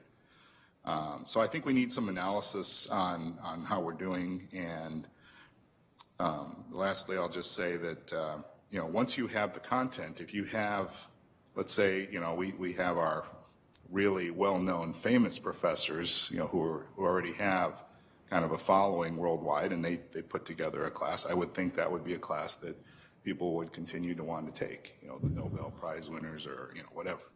But there are people, and then of course there are the younger faculty who want to make a name for themselves, who are going to invest the time to be good and engaging and put together very good content for these online courses. So anyway, I'm excited about this conversation. I appreciate it and look forward to seeing more. Thank you. Thank you, Regent Hsu. Any closing comments from the panel? Great. Oh, yeah, please, Chancellor. Chairman Omari and Regent Hsu, I just wanted to respond to your comments, Regent Hsu, about we do not distinguish whether they're online or on-campus alumni. They are our alumnus, and we are very proud of what they've done. And we are beginning to do a lot more follow-up to find out and to really track their success, to really differentiate if there is a difference of how they perform online versus on campus. So I could just say check back in another year or so. We're doing some of that right now. Thank you for the question. And it's very important that we follow up and we ensure that we are providing both the rigor and the quality. Thank you. Thank you for that. And Please. if I could also respond, Chair Omari and Regent Hsu, I think we're moving into the phase where we're going to get a much better handle on that. I think at least the CSE experiments in MOOCs early on were to get a feel for using the technology to assess what the viewership would be, if you like, the enrollment. And it's now that we've got a better handle on that we're going after markets where there is return. So the computer science initiative I mentioned to you has only begun this year and has already begun bringing in some revenue, and we'll be able to see what that stream looks like in the future. And there are plans to continue with that where that market looks successful. Thank you. So more to come, members of the committee and board. With that, we have a consent report before us that is up for review and action. I would entertain a motion before hearing from Provost Hanson on the items. I would entertain a motion. Moved in second, Provost Hanson. It's blessedly short. There's only one new program before you today, the new graduate minor in business management, and then tenure conferral for 2 professors in the medical school, and their names, professorial rank, and brief bios are in your docket. Any comments or question? Comments or questions? Seeing none, all those in favor? Aye. All those opposed? Motion carries. We have several information items in front of us. Provost Hanson. The one I really wanted to draw to, that in connection with the new committee structure, you have highlights of student, faculty, and staff accomplishments. But I also wanted to draw to your attention the materials connected with the request for further information that this board made about academic integrity matters. I sent you some information about that. It has to do with educational efforts and on academic integrity. It does not involve changing records on the academic side. It's on the conduct side. And materials we sent you have information about comparator institutions. But if you have any other questions remaining after the memo I sent, I'm happy to discuss that with you. Thank you, Provost Hanson, and thank you for providing that information. I encourage you to look at the university highlights, including the anonymous donation to the University of Minnesota Medical School at Duluth. Anonymous, was that you, Regent McMillan? 10 million? No? All right. So with that, I will call the meeting to a close. Thank you for indulging past the 4:30 time.